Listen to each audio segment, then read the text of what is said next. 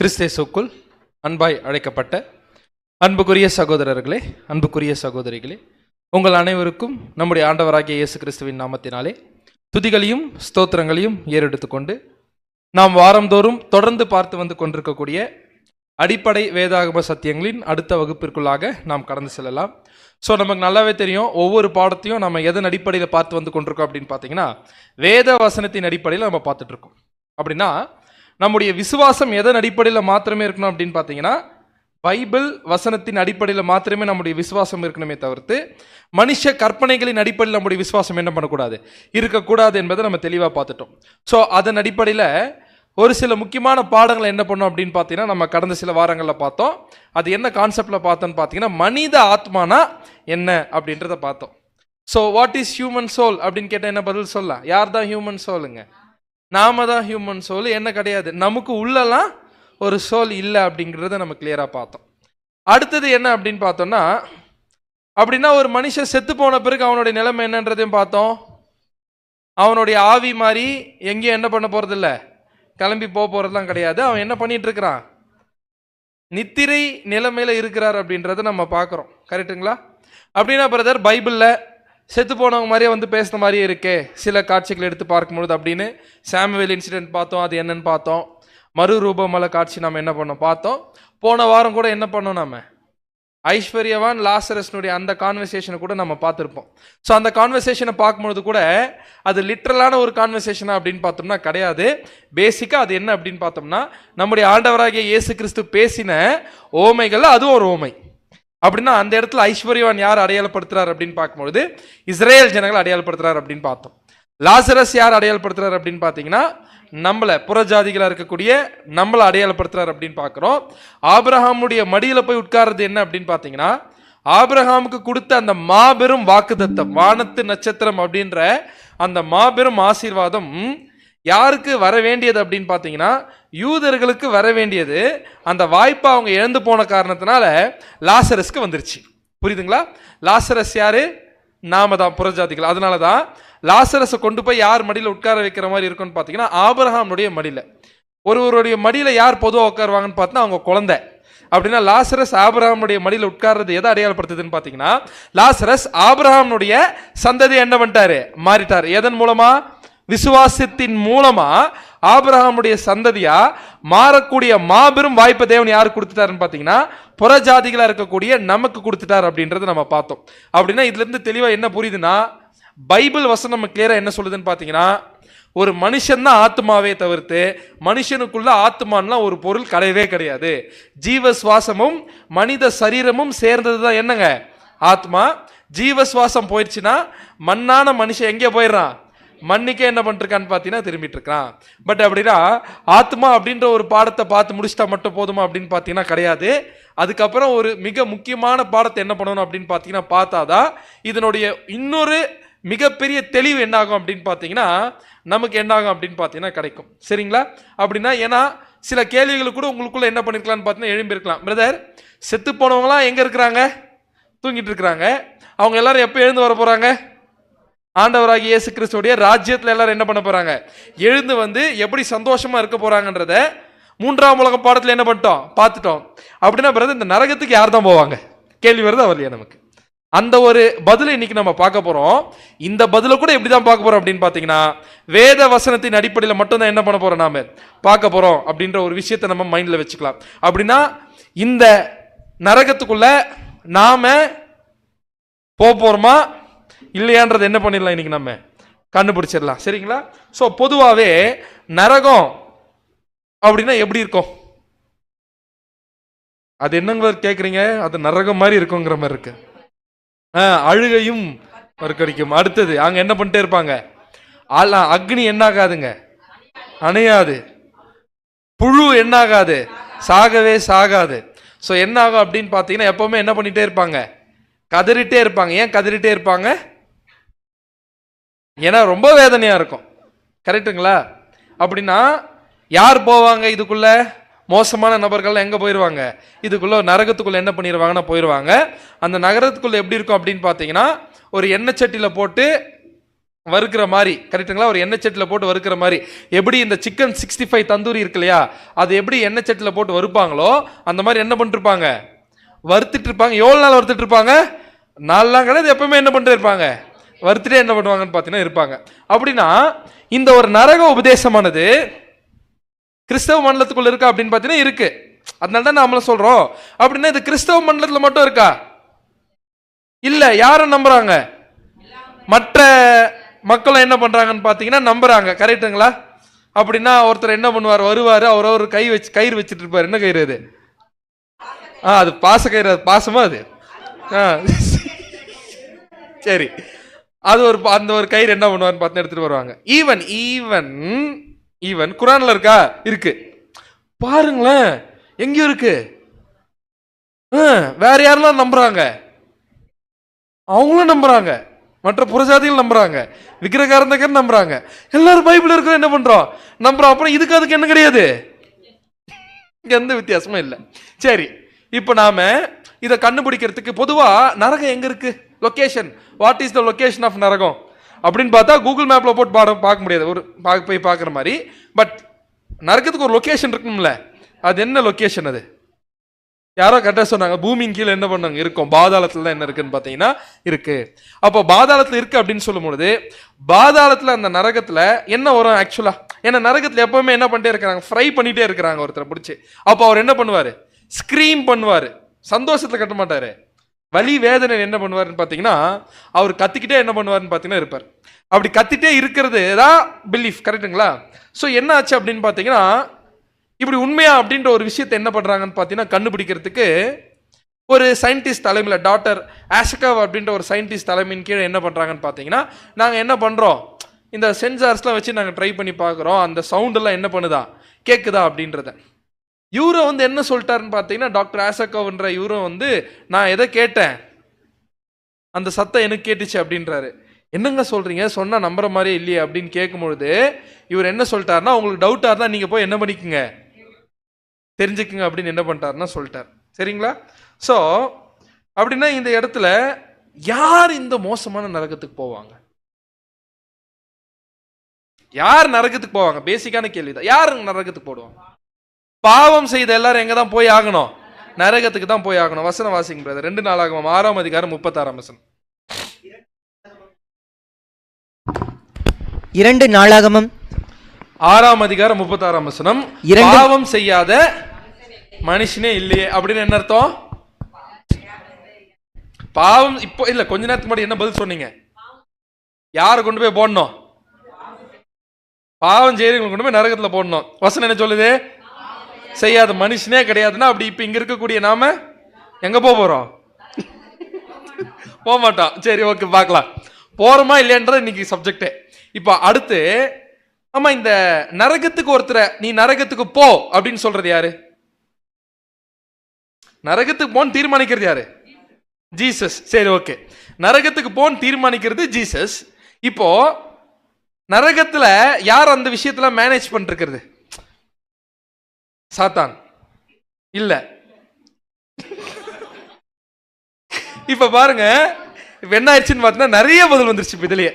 இப்ப என்ன அப்படின்னு பார்த்தீங்கன்னா பொதுவான நம்பிக்கை என்ன, நான் சொல்லி நீங்க சொல்ற தப்பு இல்ல, ஏன்னா பொதுவா எல்லாரும் இதான் யோசிக்கிறது, இதான் விசுவாசிக்கிறது. ஏன்னா நரகத்துல எல்லாரும் போய் வாட்டி வதைக்கிற வேலையை பார்த்துட்டு இருக்கிறது யாரு, சாத்தான். எல்லாருமே சாத்தான் தான் இதை பண்ணிட்டு இருக்கிறான். ஆனா அதை செய்ய சொல்றது யாரு, ஜீசஸ். அப்படின்னா ஜீசஸ் சொல்றது யார் செய்யறான் பாருங்களேன், ஜீசஸ் சொல்றது யார் செஞ்சுட்டு இருக்கான், சாத்தான் என்ன பண்ணிருக்கான்னு பாத்தீங்கன்னா செஞ்சுட்டு இருக்கான். சரி, ஓகே. அப்படின்னா பொதுவா எப்போ யார் நரகத்துக்கு போவாங்க, யார் பரலோகத்துக்கு போவாங்க அப்படின்னு பாத்தீங்கன்னா யார் யாரெல்லாம் நரகத்துக்கு போறதுக்கு வாய்ப்பு இருக்கு, யார் யாரெல்லாம் பரலோகத்துக்கு போறதுக்கு வாய்ப்பு இருக்கு, பரலோகத்துக்கு. மற்றவங்க என்னதான் அப்படின்னு பாத்தீங்கன்னா, சரி, சிம்பிளா கிறிஸ்தவ மண்டலத்துல பொதுவான விசுவாசம் என்னன்னு பாத்தீங்கன்னா இயேசு கிறிஸ்துவ விசுவாசிகள் என்னதான், இயேசு கிறிஸ்து விசுவாசிகள் என்னதான், இயேசு கிறிஸ்து விசுவாசிகள் என்னதான் அப்படின்னா ஆண்டவராக இயேசு கிறிஸ்து என்ன பண்ணுவார், 2ஆம் வருகையில வருவாரு, ஒவ்வொருத்தரும் என்ன பண்ணுவாருங்க, கூப்பிட்டு கணக்கு கேட்பாரு. அந்த கணக்கில் கேட்கும் பொழுது என்ன அப்படின்னு பார்த்தீங்கன்னா, உதாரணத்துக்கு ஜேம்ஸ் வராருன்னு வச்சுக்கோங்களேன். ஜேம்ஸ் வராருன்னா என்ன சொல்லுவாரு, ஜேம்ஸா நீ யார்தான், நம்பால் தான் எங்க போயிரு, நீ பரலோகத்துக்கு போயிரு. உன் பேர் என்னப்பா? ஆண்டவரே என் பேர் யோவான். ஆண்டவர், நீ யார் தான் அப்போ? நம்பால் தான் எங்க போயிரு, நீ பரலோகத்துக்கு போயிரு. ஆண்டவரே என் பேர் முனுசாமி. இந்த முனுசாமி ராமசாமி எங்க போயிருங்க நீங்க? அடுத்தது சரி, அடுத்து இன்னொருத்தர் வராரு. அவரு அந்த முனுசாமி கேட்கிற, ஆண்டவர் நான் ஏன் நரகத்துக்கு போனோம்? ஏன்னா நீங்க யாருன்னு எனக்கு என்ன ஆகாது. அப்ப இயேசு கிறிஸ்துவ விசுவாசிக்கலாம் நரகம் தான் அப்படின்னு எடுத்துக்கலாம். அப்படி எடுத்துக்கணும்னா ஆமாவா இல்லையா? ஆமா. அப்படின்னா இயேசு கிறிஸ்துவ பத்தி எத்தனை முனுசாமி எத்தனை ராமசாமிக்கு தெரியாமலே மறைச்சிருப்பாங்க. நம்ம ரைட்டர்றாங்க. அப்படின்னா அவங்களுக்கு எல்லாருக்கும் என்னதான்? சரி, அடுத்து இன்னொருத்தர் வராரு. அவர் பேர் என்ன அப்படின்னு பாத்தீங்கன்னா அலெக்சாண்டர் த கிரேட். அவர் அலெக்சாண்டர் த கிரேட் வந்த உடனே அலெக்சாண்டர் த கிரேட் என்ன சொல்றாருன்னு பாத்தீங்கன்னா, ஆண்டவர் அலெக்சாண்டர், நீ அலெக்சாண்டரான யாரான எங்க போனிப்போ? ஏன்? ஏன்னா நீ என்ன என்ன பண்ணல, நீ விசுவாசிக்கவே இல்லை. அலெக்சாண்டர் சொல்ற, ஆண்டவரே நீங்க வரத்துக்கு முன்னாடி நான் பிறந்து செத்தே போயிட்டேன், நீங்க யாருன்னு எனக்கு என்ன ஆகாது தெரியாது. கரெக்டா இல்லையா? ஏன்னா ஆண்டவர் இந்த பூமிக்கு வருவதற்கு முன்பாகவே யார் வந்து போயாச்சுங்க? அலெக்சாண்டர் வந்து பிறந்து மரிச்சாச்சு. அப்படின்னா இன்னொரு இடத்துல நம்முடைய ஆண்டவராகிய இயேசு கிறிஸ்து என்ன சொல்லியிருக்காருன்னா, 1 யோவான் 2 அதிகாரம் 25 வசனம். 1 யோவான் 2 அதிகாரம் 25 வசனம், நித்திய ஜீவனை அளிப்பேன் என்பதே அவர் நமக்கு செய்த வாக்குத்தத்தம். நித்திய ஜீவனை அளிப்பேன் என்பதே அவர் செய்த வாக்குத்தத்தம். கரெக்டுங்களா? இப்ப என்னுடைய கேள்வி, நித்திய ஜீவன் என்ன அர்த்தம்? அழியாமலே இருக்கிறது. கரெக்டா? அப்படின்னா நரகத்துல போறவங்களுக்கு என்ன கிடையவே கிடையாது. நித்திய அழிவே இல்லை. ஏன்? அவங்கதான் நித்தியத்துக்கு என்ன பண்ணிருக்காங்க? இதுதான் வாக்குத்தத்தமா பண்ணிருக்காரா? எத்தனை கேள்வி வருது பாருங்க நமக்கு. ஆனா எதையுமே யோசிக்க வைக்காம ஆனா ஏதோ ஒரு விசுவாசத்துக்குள்ள என்ன பண்றேன்னு பார்த்து நம்ம வந்துட்டோம். இன்னைக்கு என்ன பண்ண போறோம் அப்படின்னு பாத்தீங்கன்னா, நம்முடைய ஆண்டவராகிய இயேசு கிறிஸ்து நமக்கு கொடுத்த வேதாகமத்தினுடைய விசுவாசம் என்னன்றது என்ன பண்ண போறோம்னா பார்க்க போறோம். ஸோ ஃபர்ஸ்ட் என்ன பார்க்கலாம் அப்படின்னு பார்த்தீங்கன்னா, நம்முடைய தேவனுடைய கேரக்டர் என்ன அப்படின்றத கண்டுபிடிக்கணும். நம்முடைய தேவனுடைய கேரக்டர் என்ன அப்படின்றது என்ன பண்ணணும்னு பார்த்தீங்கன்னா கண்டுபிடிக்கணும். நம்முடைய ஜீவனுள்ள தேவன் மற்ற புறஜாதி கடவுள்கள் போலவா? ஏன்னா அது கடவுளே கிடையாது. நம்முடைய தேவனுக்கு மட்டும்தான் ஜீவன் இருக்கு. அப்படின்னா நம்முடைய தேவன் ஒரு கேள்வி வைக்கலாம், ஒருத்தர் தவறு பண்ணிட்டா, ஒருத்தர் தப்பு பண்ணிட்டா, உன்னை நரகத்துல போட்டு நான் என்ன பண்ணுவேன்? வாட்டி வதைத்து ஃப்ரை பண்ணி, எப்படி தந்தூரி சிக்கன் மாதிரி என்ன பண்ணுவேன்னு பார்த்தீங்கன்னா உங்களுக்கு நல்லா ஃப்ரை பண்ணி அதை கொடூரமா பார்த்து பார்த்து ரசிப்பேன் அப்படின்னு சொல்லக்கூடிய கடவுளா நம்முடைய கடவுள் அப்படின்னு ஒரு கேள்வி வைக்கலாம்.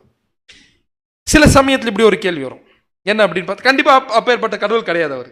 ஆனா சில சமயத்தில் என்ன சொல்லும், பிரதர் நரகம்லாம் வேணும் பிரதர். ஏன்? அப்போதான் ஒரு பயம் வரும். கரெக்டா? இல்லைன்னா நான் தண்டிச்சிருவேன் அப்படின்னு சொன்னாதான் மனுஷன் என்ன பண்ண மாட்டான்? தப்பே பண்ண மாட்டான். அப்படின்றத ஒரு ஸ்டாண்டர்டா வச்சோம்னா ஒரு கேள்வி என்ன அப்படின்னு பார்த்தீங்கன்னா, நம்மளுடைய இந்தியன் கவர்மெண்ட் இருக்கு இல்லையா, நம்முடைய இந்தியன் கவர்மெண்ட்டுக்குன்னு ஒரு கான்ஸ்டிடியூஷன் இருக்கு, அதுக்குன்னு ஒரு சட்ட திட்டங்கள் இருக்கு. நம்முடைய இந்தியன் கவர்மெண்ட்டுடைய கான்ஸ்டிடியூஷன் மட்டும் எடுத்துக்கணும்னா உலகத்திலேயே எழுதப்பட்ட லாங்கஸ்ட் ரிட்டன் கான்ஸ்டிடியூஷன் எதுதான் பார்த்தீங்கன்னா நம்முடைய கான்ஸ்டிடியூஷன் தான். இதுல ஏறக்குறைய 450 ஆர்டிகல், 12 ஷெட்யூல், 101 அமெண்ட்மெண்ட், 1,17,369 வார்த்தைகள் இருக்காமா. அதனால என்ன பண்றதுலன்னு பாத்தீங்கன்னா இந்தியால ஒரே ஒரு தப்பு கூட நடக்கிறது இல்லை. ஏன் அப்படின்னு பாத்தீங்கன்னா இவ்வளவு சட்டத்திட்டம் இருக்கு இல்லையா, இதை போட்டு நீ என்ன பண்ணுவ, நீ வந்து பண்ணா இவ்வளவு பெரிய தண்டனையை கொடுத்துரும் அப்படின்னு போட்டதுனால இந்தியா இப்ப எப்படி இருக்கு அப்படின்னு பாத்தீங்கன்னா முழுக்க முழுக்க எந்த ஒரு குற்றமும் நடக்காம எந்த ஒரு பிரச்சனையுமே இல்லாம ரொம்ப ரொம்ப சோலைவனமா இருக்கு. அப்படியா? அப்போ எந்த மெத்தட் ஃபெயிலியர் அப்படின்னு பாத்தீங்கன்னா உன்னை நான் என்ன பண்ணிடுவேன், தண்டிச்சிருவேன் அப்படின்னு சொல்லி ஒருத்தனை திருந்து வைக்கிறது என்னன்னு பாத்தீங்கன்னா actually it's a failure method. So அப்படின்னா மனுஷனுக்கு அது ஃபெயிலியர் மெத்தட் அப்படின்னு பார்க்கும்போது நம்முடைய சர்வ வல்லமையுள்ள தேவன் மனுஷனை நரகத்துல போட்டு வாட்டி வதச்சி சித்திரவதை பண்ணக்கூடிய ஒரு கொடூரமான கடவுளா அப்படின்னு ஒரு கேள்வி என்ன பண்ணலாம்னு பாத்தீங்கன்னா வைக்கலாம். இதற்கான பதில என்ன பண்ணலாம்னா பைபிள் வசனத்துல இருந்து என்ன பண்ணலாம் நாம கண்டுபிடிக்கலாம். அதுக்குள்ள போறதுக்கு முன்பாக சில விஷயங்களை நம்ம பார்த்துட்டு உள்ள போலாம். என்ன பண்ணலாம் அப்படின்னு பாத்தீங்கன்னா ஒரு தராசு எடுத்துக்கலாங்க. ஒரு தராசுல ஒரு பக்கம் மனுஷனை வச்சிடலாம், இன்னொரு பக்கம் தேவனை வச்சிடலாம். வைக்க முடியாது, பட் புரிஞ்சுக்கிறதுக்காக நான் சொல்றேன். நான் உலகத்திலேயே ஒரு மனுஷன் தவறு பண்றான்னு வைங்களேன், தப்பு பண்ணிட்டான் ஒரு மனுஷனை, அந்த தவறு பண்ணக்கூடிய மனுஷனுக்கு என்ன தண்டனை கொடுக்குறாங்க? எடுத்தோடனே பண்ண தண்டியா பிரதர்? சிறை தண்டனை. ஜெயிலில் என்ன பண்ணுவாங்கன்னு பார்த்தீங்கன்னா போட்டுருவாங்க. மோசமான தப்பு பண்ணா, உதாரணத்துக்கு இவர் தெரிஞ்சிருக்கும் உங்களுக்கு, சரிங்களா? மோசமான ரவுடி ஆட்டோ சங்கர், கரெக்டா? அப்படின்னா அவர் என்ன பண்ணிட்டாங்க கடைசியா? தூக்கு தண்டனை, மரண தண்டனை என்ன பண்ணிட்டாங்கன்னு பார்த்தீங்கன்னா கொடுத்துட்டாங்க. ஏன் மரண தண்டனை கொடுத்துட்டாங்க? இவர் என்ன பண்ணிட்டார்? இனி இவர் வாழ்வதற்கு என்ன கிடையாது, தகுதி கிடையாது. இவர் இனி இருப்பது என்னன்னு பார்த்தீங்கன்னா மற்றவர்களுக்கு ஆபத்தா போய் என்ன ஆயிரும், முடிஞ்சிரும்ன்ற ஒரு காரணத்துக்காக அவருக்கு மரண தண்டனை என்ன பண்ணிட்டாங்கன்னா கொடுத்துட்டாங்க. இவர் எடுத்துக்கிட்டீங்கன்னா அவர் உள்ளூர் ரவுடினா, இவர் இன்டர்நேஷனல் ரவுடி. யாரு? சதாம் ஹுசைன், சரிங்களா? Saddam Hussein.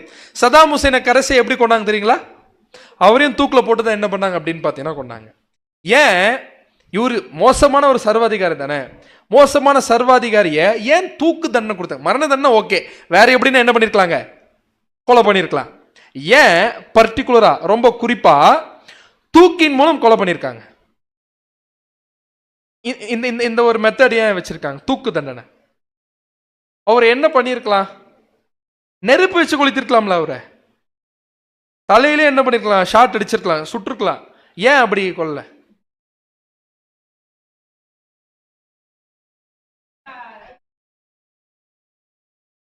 சாகிறதுக்கு டைம் இருக்குமா? தூக்கு தண்டனையா? கிடையாது. வேதனை படக்கூடாது அவன். Good answer. என்னன்னு பாத்தீங்கன்னா ஈஸியா என்ன ஆயிரும், அந்த இடத்துல போயிடணும்னு யாரே நினைக்கிறான், ஒரு மனுஷனே நினைக்கிறான். இன்னொருத்தனுக்கு என்ன பண்ணும் பொழுது, தப்பு பண்ணும் பொழுது. இப்போ உதாரணத்துக்கு ஒரு மனுஷன் இருக்கிறான்னு வைங்களேன், மேக்சிமம் எத்தனை வருஷம் தப்பு பண்ண முடியும்? அவன் வாழ்ற வரைக்கும். அவன் வாழ்ற வரைக்கும் எத்தனை வயசு எடுத்துக்கலாம்? உதாரணத்துக்கு 60 வயசு எடுத்துக்கலாம். 60 வருஷம் ஒருத்தர் தப்பு பண்றான். 60 வருஷம் பண்ணக்கூடிய தப்புக்கு எத்தனை வருஷம் போடுறாரு நரகத்துல? நித்தியம் எத்தனை வருஷம்? அது அதுக்கு அழிவே கிடையாது. என்ன ஆயிட்டே இருக்கணுங்க, எரிஞ்சிட்டே இருக்கணும். ஆனா என்ன ஆகாது, மரணம் வராது. என்ன ஆகும், கத்திக்கிட்டே இருப்பாரு. எவ்வளவு வேதனை என்ன ஆகுங்க இருக்கும். அது என்ன பண்ணுவார் தேவன் பார்த்து, பண்ணல 60 வருஷம் பாவம், அதனால என்ன பண்ண, நித்தியத்துக்கும் அனுபவி. அப்படியா? சரி, என்ன பண்ணலாம் அப்படின்னு பார்த்தீங்கன்னா, இதை இன்னும் கூட கொஞ்சம் எளிமையாக புரிந்து கொள்வதற்கு ப்ராக்டிக்கலாக நம்ம வீட்டில் ஒரு எக்ஸாம்பிள் எடுத்துக்கலாங்க. சீரியஸான கொஸ்டின். நம்ம வீட்டில் வந்து நம்ம பசங்க தப்பான என்ன பண்ணுவோம்? என்ன பண்ணுவீங்க? சூப்பர், எடுத்த உடனே பிரதர் சார் அட்வைஸ் பண்ணுவேன் அப்படிங்கிறார். அட்வைஸ் பண்ணாலும் கேட்கல, என்ன பண்ணுவோம்? வார்னிங். பிரதர் அடுத்த ஸ்டேஜுக்கு வராரு, வார்னிங் பண்றோம். வார்னிங்கும் வேலைக்காகல. மரண தண்டனை யார் அது? பிடிங்க. சரி, அடிக்க ஆரம்பிப்பீங்க, மிரட்டுவாங்க. Okay, good.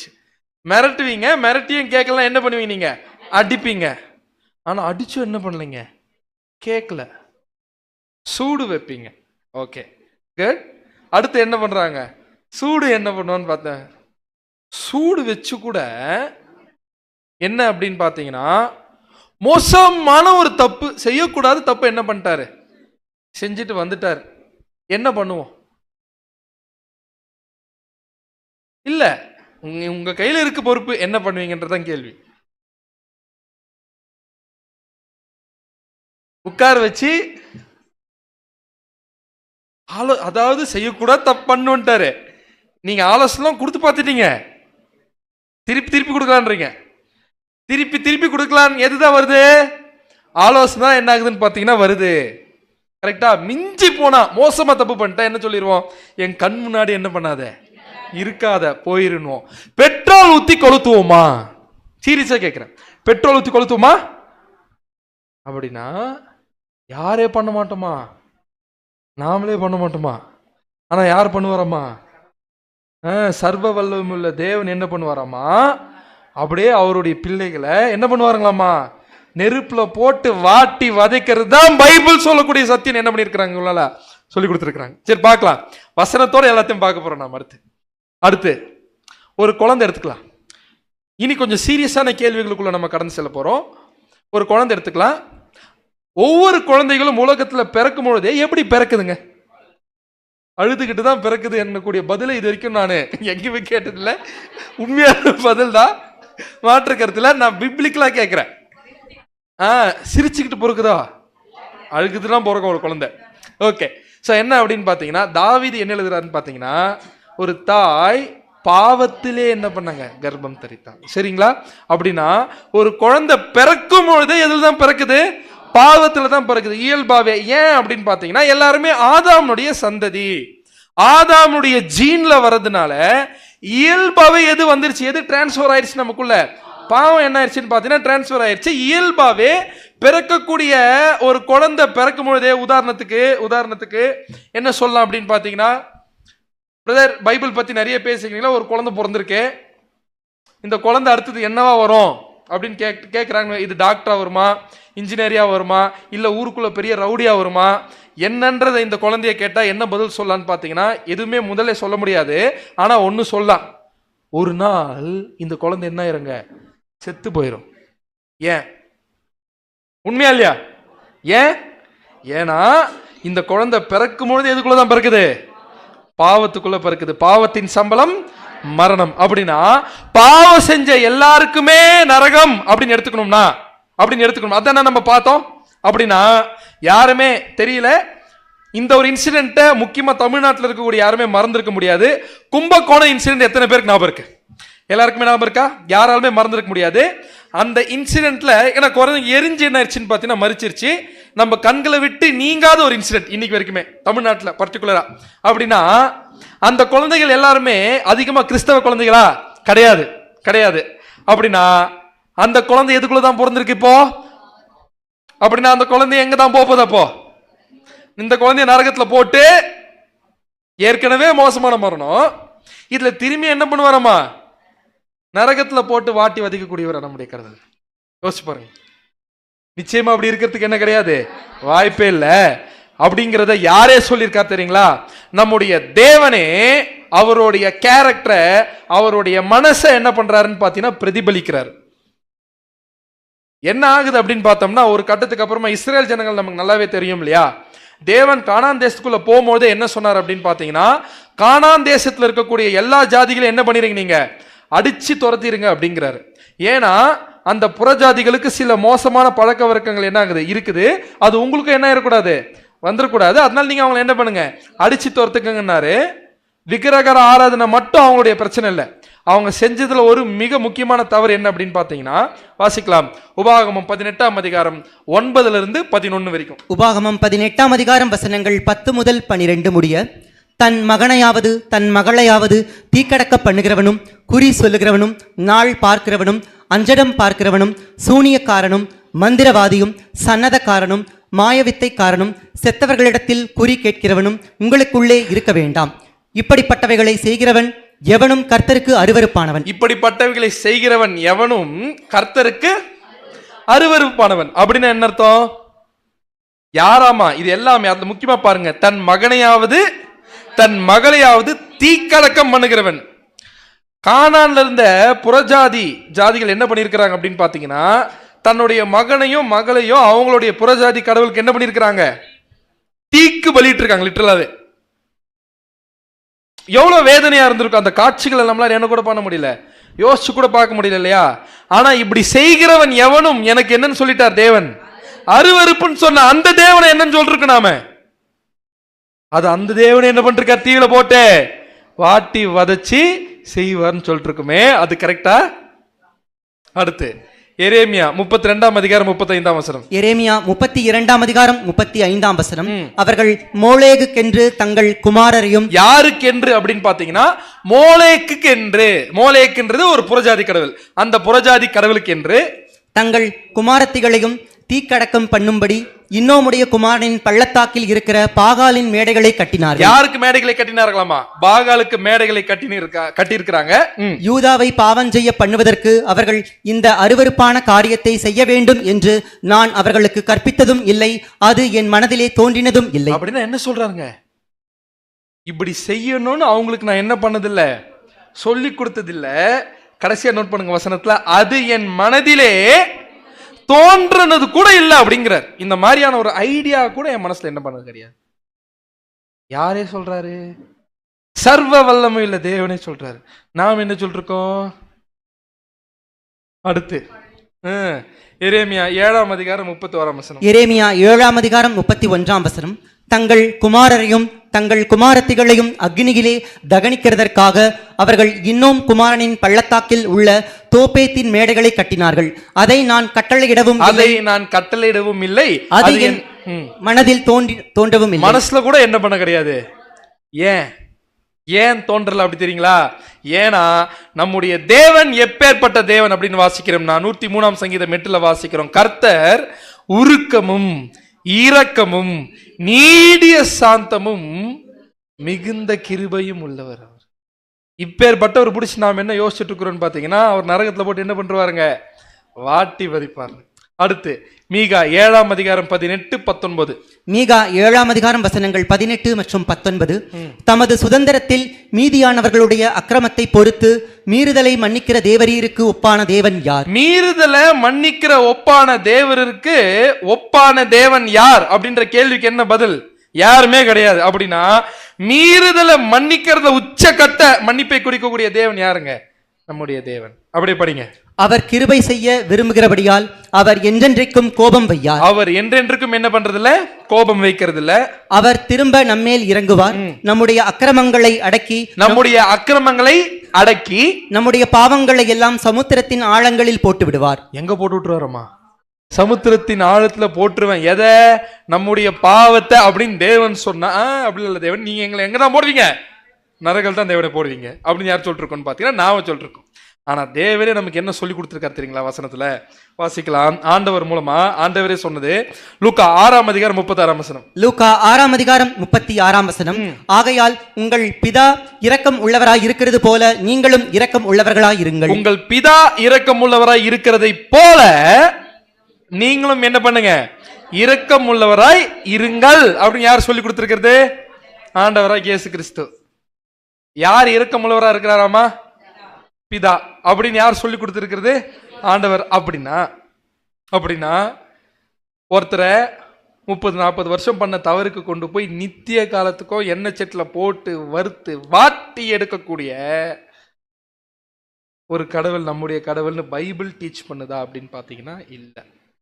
பட் உங்களுக்கு சில கேள்விகள்லாம் வரும். பிரதர், நரகம்லாம் சில இடத்துல பைபிள்ல இருக்கே, அது என்னன்றது என்ன பண்ணலாம்? நாம இப்போ 1 by 1 என்ன பண்ணலாம் பார்க்கலாம். பட் ஒன்றும் இல்லை, அழகா தேவனுடைய கேரக்டர் எடுத்து படிக்கும்போது கிளியரா என்ன போச்சு, நமக்கு தெரிஞ்சிருச்சு நம்முடைய தேவன் அப்பேற்பட்ட தேவன் இல்லைன்னு. இன்னொரு இடத்துல என்ன சொல்றாருன்னா, ஏசாயா 57ஆம் அதிகாரம் 16ஆம் வசனம். ஏசாயா 57ஆம் அதிகாரம் 16ஆம் வசனம். நான் எப்போதும் வழக்காட மாட்டேன். நான் எப்பொழுதும் என்ன பண்ண மாட்டேன்? வழக்காட மாட்டேன். நான் என்றைக்கும் கோபமாய் இருப்பதும் இல்லை. ஏனென்றால் ஆவியும் நான் உண்டு பண்ணின ஆத்துமாக்களும் என் முகத்துக்கு முன்பாக சோர்ந்து போகுமே. சோர்ந்து போயிருவேன் நான் கோபம் வச்சேன் அப்படிங்கிறாரு. அவரு நம்ம மேல கோபம் வச்சாருன்னா தாங்குவோம்? அதுதான் வசனத்தை தாங்கவே மாட்டீங்க. அதனால என்ன பண்றது இல்லை, அதை செய்யறதே இல்லை அப்படிங்கிறார். அப்படின்னா ஒருவேளை தேவன் என்ன சொன்னார் அப்படின்னு பாத்தீங்கன்னா, என்ன சொன்னார்னு பாத்தீங்கன்னா, தண்டனை என்ன கொடுத்தாருன்னு பாத்தீங்கன்னா, மனுஷனுக்கு நீ கீழ்ப்படியாம போனா அதுதான் பழத்தை புசிக்கும் நாளில் சாகவே சாவாய். அப்படின்னா ஏன் இதை தேவன் செய்தார் அப்படின்னு பார்க்கும்பொழுது, எப்படி கூட படிச்சிருக்கலாம் தேவன், அந்த பழத்தை வைக்காம விட்டுருக்கலாம்ல அப்படின்னு கேட்டா என்ன சொல்லலாம்?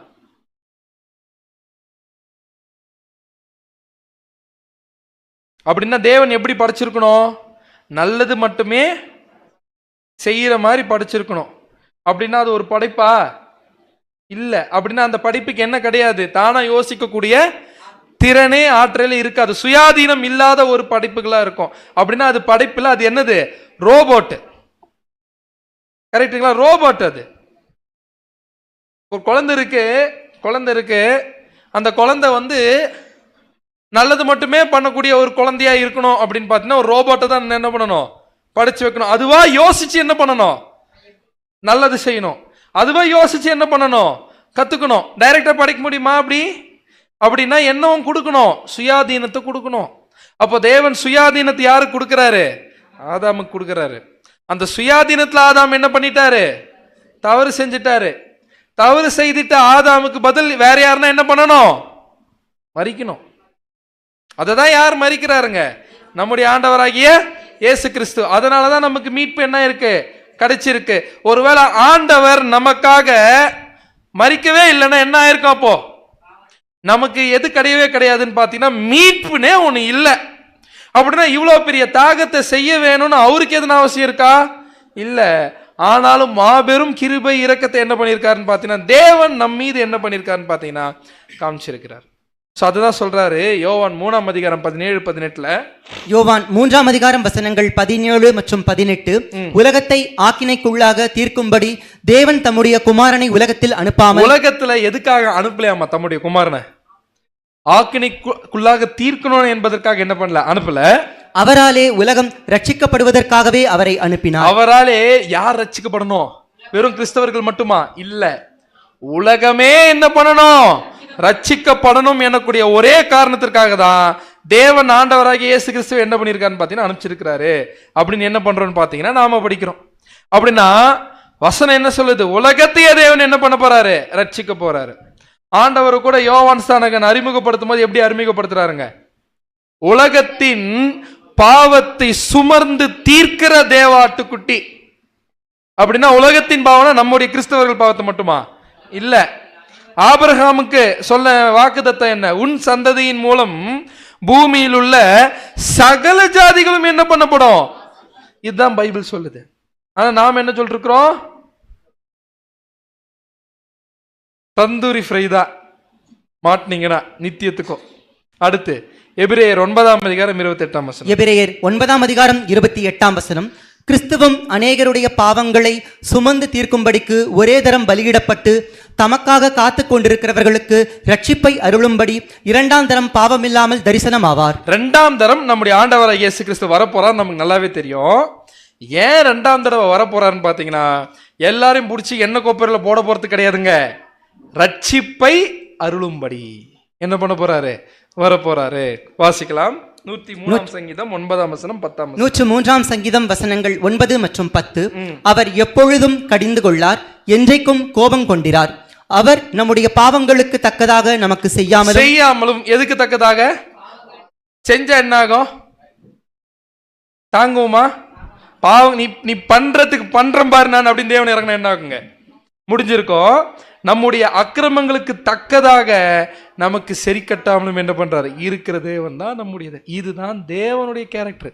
இன்னும் தேவனுடைய கேரக்டர் நல்லா புரிஞ்சுக்கிறதுக்கு பழைய ஏற்பாட்டுல இருந்து ஒரு இன்சிடென்ட் எடுத்து என்ன பண்ணலான்னு பாத்தீங்கன்னா பார்க்கலாம். என்ன இன்சிடென்ட் அப்படின்னு கேட்டீங்கன்னா இந்த இன்சிடென்ட் தான், நல்லா தெரிஞ்ச இன்சிடென்ட் உங்களுக்கு, யோனாவுடைய இன்சிடென்ட். சரிங்களா? தேவன் என்ன சொல்றாருன்னு பாத்தீங்கன்னா யோனாக்கு ஒரு டாஸ்க் கொடுத்து அனுப்புறாரு. என்ன டாஸ்க் கொடுத்து அனுப்புறாரு, யோனா நீ போய் என்ன பண்ணு, நினிவேக்கு போய் என்ன பண்ணுன்னு பாத்தீங்கன்னா என்னன்னு சொல்லு, நினிவே அழிஞ்சு போயிரும் சொல்லு.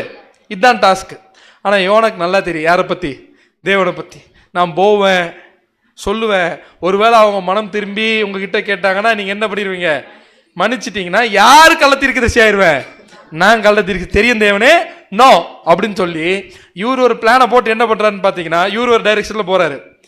தேவன் என்ன பண்ணாரு, கப்பல் இருந்து தூக்கி எங்க போட்டு, கடலுக்குள்ள போட்டு அற்புத விதமா, கடலுக்குள்ள மட்டும் இல்ல மீனுக்குள்ள போட்டு கொண்டு வந்து எங்க சேர்க்கணுமோ கொண்டு வந்து என்ன பண்ணிட்டாருங்க, சேர்த்துட்டாரு. சேர்த்தது ஓகே, தேவன் இதான் சொல்றான்னு போய் என்ன பண்ணிட்டார், ப்ராஃபஸியும் சொல்லிட்டாரு. ஆனா என்ன பண்ணிட்டாங்கன்னு பாத்தீங்கன்னா ஓவர் நைட்ல திருந்திட்டாங்க. எது பயந்தாரு நடந்து போச்சு. ஸோ போய் உக்காடுறாரு ஆமனுக்கு செடிக்கு கீழே, என்ன நடக்குதுன்னு பார்க்கலான்ட்டு. என்ன ஆகுது அப்படின்னு பார்த்தீங்கன்னா அவரே ஏற்கனவே ப்ரெஷர் பயங்கரமாக ஏறி இருக்கு யோனாக்கு. இதில் கொஞ்சம் வெயிலில் கொஞ்சம் நிழலாக அந்த ஆமனுக்கு செடி மட்டும் இருக்கு, அதுவும் காலி. இப்போ ஸ்ட்ரெஸ் என்ன ஆயிடுச்சு, ரொம்ப ஜாஸ்தி ஆகிட்டு உச்சக்கட்ட ப்ரெஷரில் என்ன பண்ணுறான்னு பார்த்தீங்கன்னா யோனா இருக்கும் பொழுது டென்ஷன் ஆகிட்டாரு. ஏன்னா எது அழியல, இனியும் அழியல, எது அழிஞ்சு போயிடுச்சு, ஆமனுக்கு செடி அழிஞ்சு போயிடுச்சு, வெயில் வேறு சுட்டு இருக்கு, எதுக்குடா மனுஷன் வாழ்றதுன்னு என்ன ஆயிட்டாருங்க, டென்ஷனாகி இருக்கும் பொழுது என்ன தெரியுமா கேட்கிறாரு தேவன் யோனாவை பார்த்து? வாசிக்கலாம். யோனா 4:11. யோனா 4:11. வலது கைக்கும் இடது கைக்கும் வித்தியாசம் அறியாத 120,000 பேருக்கு அதிகமான மனுஷரும் அநேக மிருக ஜீவன்களும் இருக்கிற மகா நகரமாகிய நினைவேக்காக நான் பரிதபியாமல் இருப்பேனோ என்றார். அப்படின்னா என்ன கேட்கிறாருன்னா, சும்மா இன்னைக்கு முளைச்சு நாளைக்கு சாக ராமனுக்கு செடிக்காக இவ்வளவு ஃபீல் பண்றீங்கன்னா, வலது கைக்கும் அப்படின்னா என்ன அர்த்தம்? நல்ல கெட்டதெல்லாம் தெளிவாவே புரியாத 120,000 பேருக்கு அதிகமான ஜனங்களும் நிறைய மிருகங்களும் இருக்கக்கூடிய மகா நகரமாகிய நினிவேக்காக நான் ஃபீல் பண்ணாம இருப்பேனா அப்படின்னு யார் கேட்கிறாரு? ஆண்டவர் இப்படி கேட்கும் பொழுது இப்பேற்பட்ட தேவனையும் ஆண்டவரையும் பிடிச்சி என்ன பண்ணிட்டு இருக்கோம் நாம? அவர் என்ன பண்ணிடுவாருங்க, மாட்டினா அவ்வளோதான் முடிஞ்சு.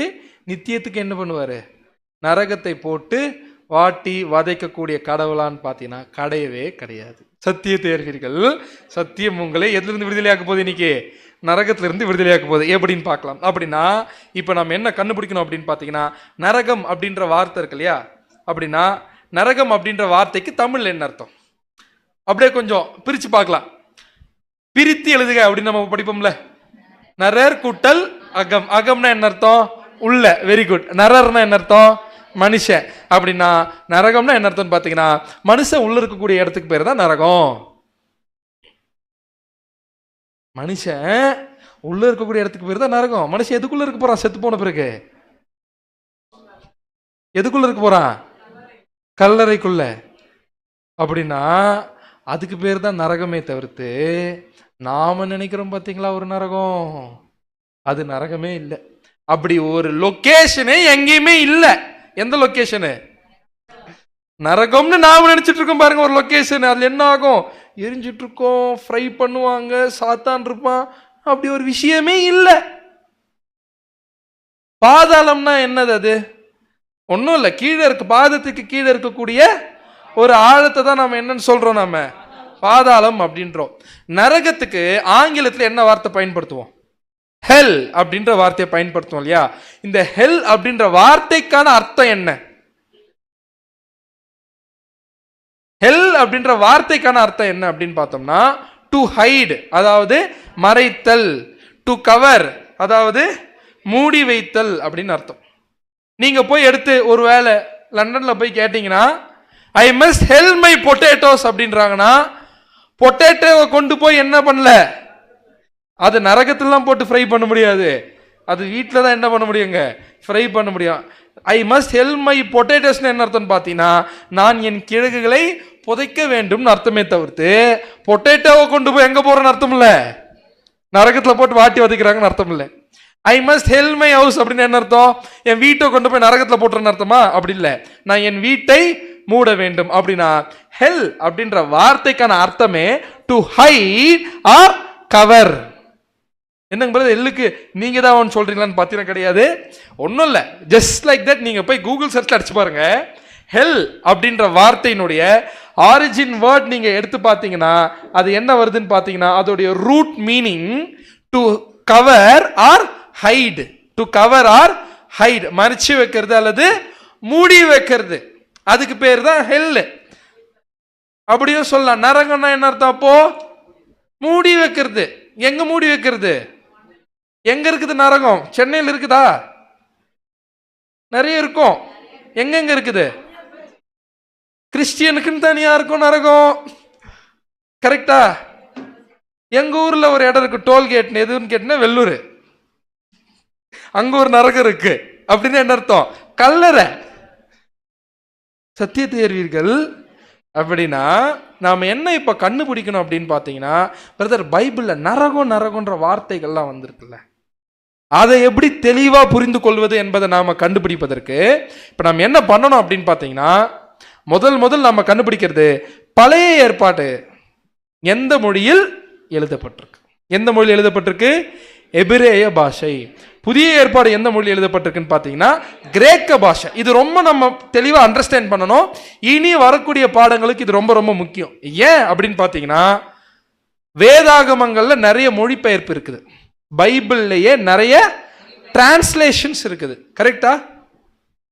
நாம தமிழ் பைபிள் வச்சுட்டு இருக்கோம் இல்லையா, இந்த தமிழ் பைபிள் எதுல இருந்து மொழிபெயர்க்கப்பட்டது? ஆங்கில பைபிள் இருந்து மொழிபெயர்க்கப்பட்டது. ஆனா ஆங்கில பைபிள்லயே நிறைய மொழியாக்கம் இருக்குது, நிறைய டிரான்ஸ்லேஷன்ஸ் இருக்குது. 200 டிரான்ஸ்லேஷன்ஸ் இருக்கு. ரோத்தர்ஹாம், என்ஐவி, என்ஏஎஸ்பி, கேஜேவி நிறைய இருக்குது. அதுல எந்த மொழிபெயர்ப்புல இருந்து மொழிபெயர்த்தது நம்முடைய தமிழ் பைபிள், கையில வச்சிட்டு இருக்கிற Tamil Bible? Very good. King James version இங்கிலீஷ்ல இருக்கு இல்லையா, அந்த கிங் ஜேம்ஸ் வெர்ஷன்ல இருந்து மொழிபெயர்க்கப்பட்டது தான் எதுங்க? நாம வச்சிட்டு இருக்கக்கூடிய பைபிள். ஆர்சி வச்சிட்டு இருக்க பைபிளை சொல்லல நான், சரிங்களா? அப்படின்னா இப்ப கிளியரா என்ன அப்படி, அது திருவிவிலியம். அது இப்ப என்ன அப்படின்னு பார்க்கும்பொழுது இங்கிலீஷ்ல பல வெர்ஷன் இருக்குது இல்லையா. இங்கிலீஷ்ல டைரக்டா எழுதப்பட்டதா பைபிள்? இல்ல. எதுல எழுதப்பட்டது? பழைய ஏற்பாடு எபிரேய மொழி, புதிய ஏற்பாடு கிரேக்க மொழி இல்லையா. அப்படின்னா எதிலிருந்து மொழிபெயர்க்கப்பட்டிருக்கணும்? எபிரேய மொழியிலிருந்தும் கிரேக்க மொழியிலிருந்தும் மொழிபெயர்க்கப்பட்டிருக்கணும். எபிரேய மொழியிலிருந்து மொழிபெயர்க்கப்படணும்னா பழைய ஏற்பாடு. பழைய ஏற்பாடு யார்கிட்ட இருந்து வாங்கினது? வெரி குட், யாரா பதில் சொன்னீங்க? யூதர்கள் கிட்ட இருந்து. கரெக்டா? அப்படின்னா யூதர்கள் தான் பத்திரமா தான் என்ன பண்ணிருக்காங்க. யூதர்களுக்கும் கிறிஸ்தவர்களுக்கும் என்ன கிடையாது, சம்பந்தமே கிடையாது. கரெக்டா? அப்படின்னா புதிய ஏற்பாடை விட ரொம்ப சரியா பாதுகாக்கப்பட்டது பழைய ஏற்பாடு தான், ரொம்ப கேர்ஃபுல்லா யூதர்கள். அத முக்கியமா அந்த ஒர்க்ல முக்கியமான ரோல் பிளே பண்ணது யாருன்னு பாத்தீங்கன்னா எஸ்ரா. எஸ்ரா யாரு? எஸ்ரா ரொம்ப முக்கியமான ரோல் என்ன பண்ணியிருக்காருன்னு பாத்தீங்கன்னா பண்ணியிருக்காங்க. ஒவ்வொரு விஷயத்தை விடாம பர்ஃபெக்டா காப்பி பண்ணியிருக்கிறாங்க. அந்த மாதிரியே புதிய ஏற்பாடு எந்த மொழியில் எழுதப்பட்டது? கிரேக்க மொழியில் எழுதப்பட்டது. அப்படி இருக்கக்கூடிய அந்த பிரதிகள் இருந்து மொழிபெயர்க்கப்பட்டது தான் பல மொழிபெயர்ப்புகள். அந்த மொழிபெயர்ப்புகள் எல்லாருமே 100% அக்யூரேட்டான்னு கேட்டா இல்ல. ஹையஸ்ட் அக்யூரசி எது தெரியுங்களா? ஏறக்குறைய 83% எதுன்னு பாத்தீங்கன்னா ரோத்தர்ஹாம் வச்சுட்டு இருக்கோம் பாத்தீங்களா. ரோத்தர்ஹாம்னு ஒரு இங்கிலீஷ் டிரான்ஸ்லேஷன் இருக்கு, டஃப்பான டிரான்ஸ்லேஷனு. எத்தனை சதவீதம் கரெக்ட்? 83.5% அக்யூரேட்டா இருக்கும். சரியா? என்ஏஎஸ்பி எடுத்துக்கணும்னா ஏறக்குறைய 75% அது என்னவா இருக்கும்? அக்யூரேட்டா இருக்கும். கிங் ஜேம்ஸ் வெர்ஷன் எத்தனை அக்யூரசி தெரியுங்களா? 100க்கு 56%. எத்தனது? 56%. இது லிஸ்ட்லயே இல்லை, இந்த லிஸ்ட் 60 வரைக்கும் தான் இருக்குது. அப்படின்னா அந்த 56% அக்யூரசியில் இருந்து எதை மொழிபெயர்க்கப்பட்டிருக்கு? தமிழ் பைபிள் மொழிபெயர்க்கப்பட்டிருக்கு. புரியுதா?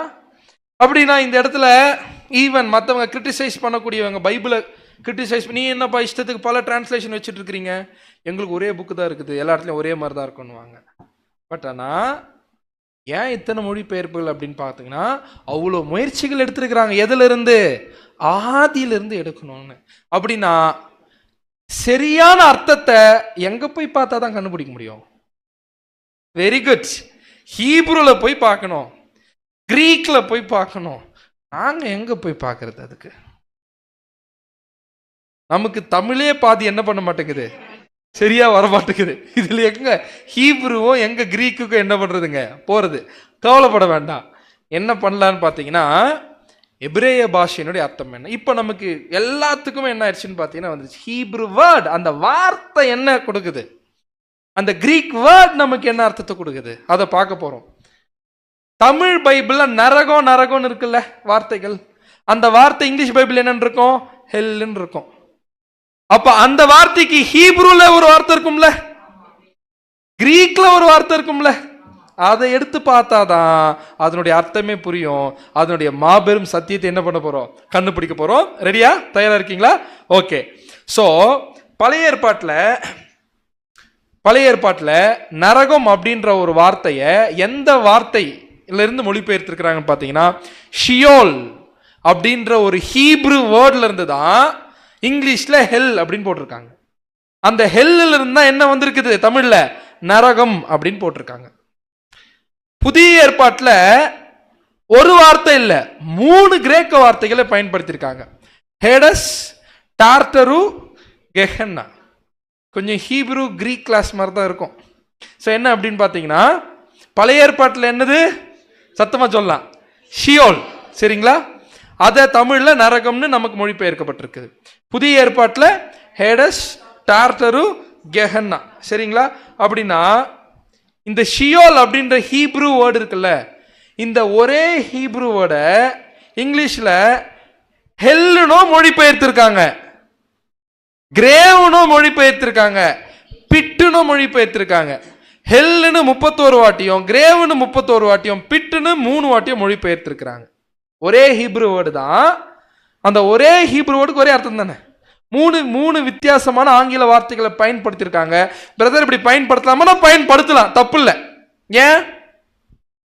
உதாரணத்துக்கு ஃபிளாரை தமிழ்ல என்ன சொல்லுவோம்? அப்படி மட்டுமா சொல்லுவோம்? பூ அப்படி மட்டுமா சொல்லுவோம்? அதுக்கு மேல தெரியல பிரதர், தமிழ் வாதியார கேட்டதான் தெரியும். புஷ்பம், அதுக்கு மேல எனக்கும் தெரியாது. ஸோ அப்படின்னா வந்துருச்சுங்களா? ஃப்ளவருக்கு 3 வித்தியாசமான வார்த்தைகள் என்ன பண்றோம் நாம இப்போ பயன்படுத்திட்டோம். அதே மாதிரி தான், அவ்வளவுதான். ஷியோல் அப்படின்ற ஒரே அர்த்தத்தை தான் கொடுக்குது. அந்த ஒரே அர்த்தத்துக்கு 3 வித்தியாசமான வார்த்தைகள் என்ன பண்ணப்பட்டிருக்கு, பயன்படுத்தப்பட்டிருக்கு. பிட்டுனா என்ன அர்த்தம் தமிழ்ல? குழி. கிரேவ்னா அதுவும் குழிதான், கரெக்டா? கல்லறை விச் மீன் வித்தியாசமா நீங்க, அதுவும் குழிதான். நரகம்னா அது மட்டும் வேறையா? அதுவும் என்னதான், அதுவும் குழிதான். சரிங்களா? ஆனா பிசாசு இந்த மோசமான நரக போதனைய கிறிஸ்தவ மண்டலத்துக்குள்ள திணிப்பதற்காக மொழிபெயர்ப்புகளிலும் என்ன பண்ணிருக்கிறான், விளையாடி இருக்கான். எப்படி அப்படின்னு பார்க்கலாம். யோபு நீதிமானா? வாசிக்கலாம். யோபுக்கு சொல்லப்பட்ட வசனம், யோபு 14ஆம் அதிகாரம் 13ஆம் வசனம். யோபு 14ஆம் அதிகாரம் 13ஆம் வசனம். நீர் என்னை பாதாளத்தில் ஒளித்து, எங்க ஒளிச்சு? பாதாளத்தில் ஒளித்து, உமது கோபம் தீரமட்டும் என்னை மறைத்து என்னை திரும்ப நினைக்கும்படிக்கு எனக்கு ஒரு காலத்தை குறித்தால் நலமாயிருக்கும். அப்படின்னா யோபுவை பத்தி சொல்லும் போது நீர் என்ன எங்க ஒளிச்சு? பாதாளத்தில் ஒளிச்சு. பாதாளம்னா நம்ம கீழே இருக்கும் குழி. அடுத்தது 9ஆம் சங்கீதம் 17ஆம் வசனம். 9ஆம் சங்கீதம் 17ஆம் வசனம்.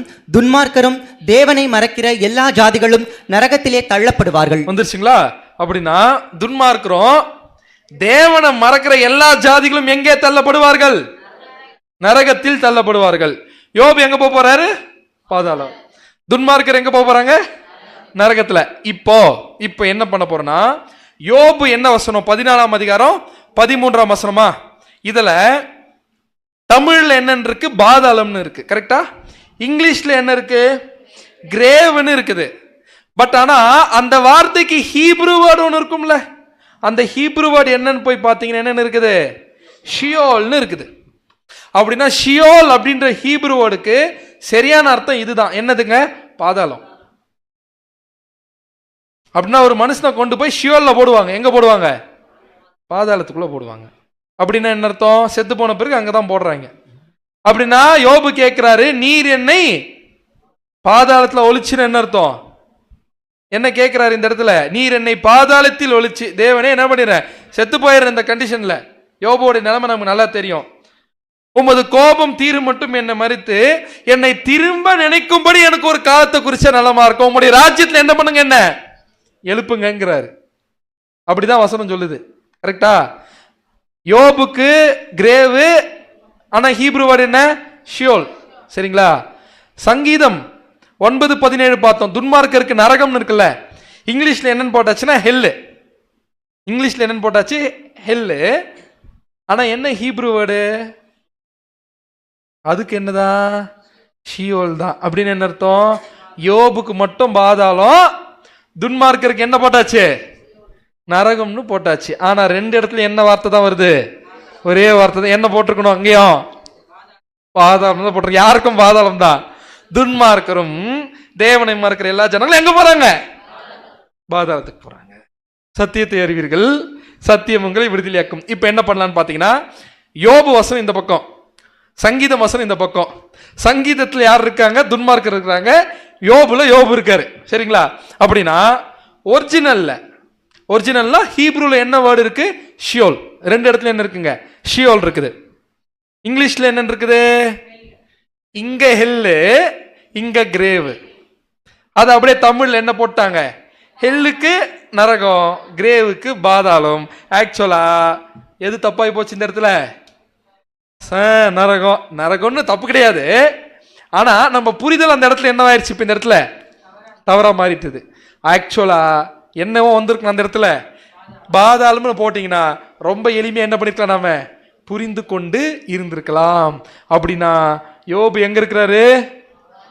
துன்மார்க்கர் எங்க இருக்கிறாங்க? அவங்களும் பாதாளத்தை தூங்கிட்டு இருக்காங்களே தவிர்த்து யாருமே என்ன பண்ணல. அப்படி ஒரு இடத்துக்கு ஏன் போடலாம்? அப்படி இருந்தா தானே போவாங்க. அப்படி ஒரு இடமும் இல்லை, அப்படி ஒரு விஷயமும் இல்லை. மனுஷனுடைய சுத்த கற்பனை தான் எது அப்படின்னு பார்த்தீங்கன்னா இந்த நரகம். பிசாசனுடைய சுத்தமான போதனை எதுன்னு பார்த்தீங்கன்னா நரக போதனை. அதனாலதான் எல்லா இடத்துலயும் இந்த போதனை இருக்கு. புரியுதுங்களா? கொஞ்ச நேரத்துக்கு முன்னாடி பார்த்தோம்னா சப்ஜெக்ட் ஆரம்பி யார் யார்கிட்ட இருக்குது? அவங்க கிட்டே இருக்கு, இவங்க கிட்டே இருக்கு, நம்ம கிட்ட இல்லை. இல்லைன்றது என்னன்னு பார்த்தீங்கன்னா சத்தியம். இன்னொரு இடத்துல இன்னொரு வசனம் எடுத்து படிச்சோம்னா வாசிக்கலாம். ஏசாயா 38:18. ஏசாயா 38:18 பாதாளம் உம்மை துதியாது. பாதாளம் உம்மை துதியாது அப்படின்னு இருக்கு இல்லையா? அந்த பாதாளம் இந்த இடத்துல என்ன ஹீப்ரு வேர்ட் அப்படின்னு பார்த்தீங்கன்னா ஷியோல். அப்படின்னா ஷியோல்னா என்ன அர்த்தம்? பாதாளம். அப்படின்னா பாதாளம் ஏன் துதியாது? ஏன்னா பாதாளத்தில் இருக்கிறவங்க யாருக்குமே என்ன ஆகாதுங்க, எதுவுமே தெரியாது. ஏன்னா அவங்க என்ன கண்டிஷன்ல போயிட்டாங்க? நித்திரையில் இருக்கிறாங்க. அவங்களுக்கு எதனா தெரியுமா? தெரியாது. மரணம் உம்மை போற்றாது, குழியில் இறங்குகிறவர்கள் உம்முடைய சத்தியத்தை தியானிப்பதில்லை. அப்படின்னா இன்னைக்கு நம்ம தியானிச்சுட்டு இருக்கோம். ஏன் இன்னும் குழிக்குள்ள இறங்கல? இறங்கி இருந்தா என்ன இருக்கும்? தியானிச்சிருப்போம்? வாய்ப்பே கிடையாது. நல்ல வேலை இறங்கல, அதுவே ஒரு பெரிய கிருபை. இல்ல இந்த சத்தியம் தெரியாமல போயிருப்போம். அப்படின்னா யோசிச்சு பாருங்க, நரகம் என்பது என்ன இடமே கிடையாது. இப்போ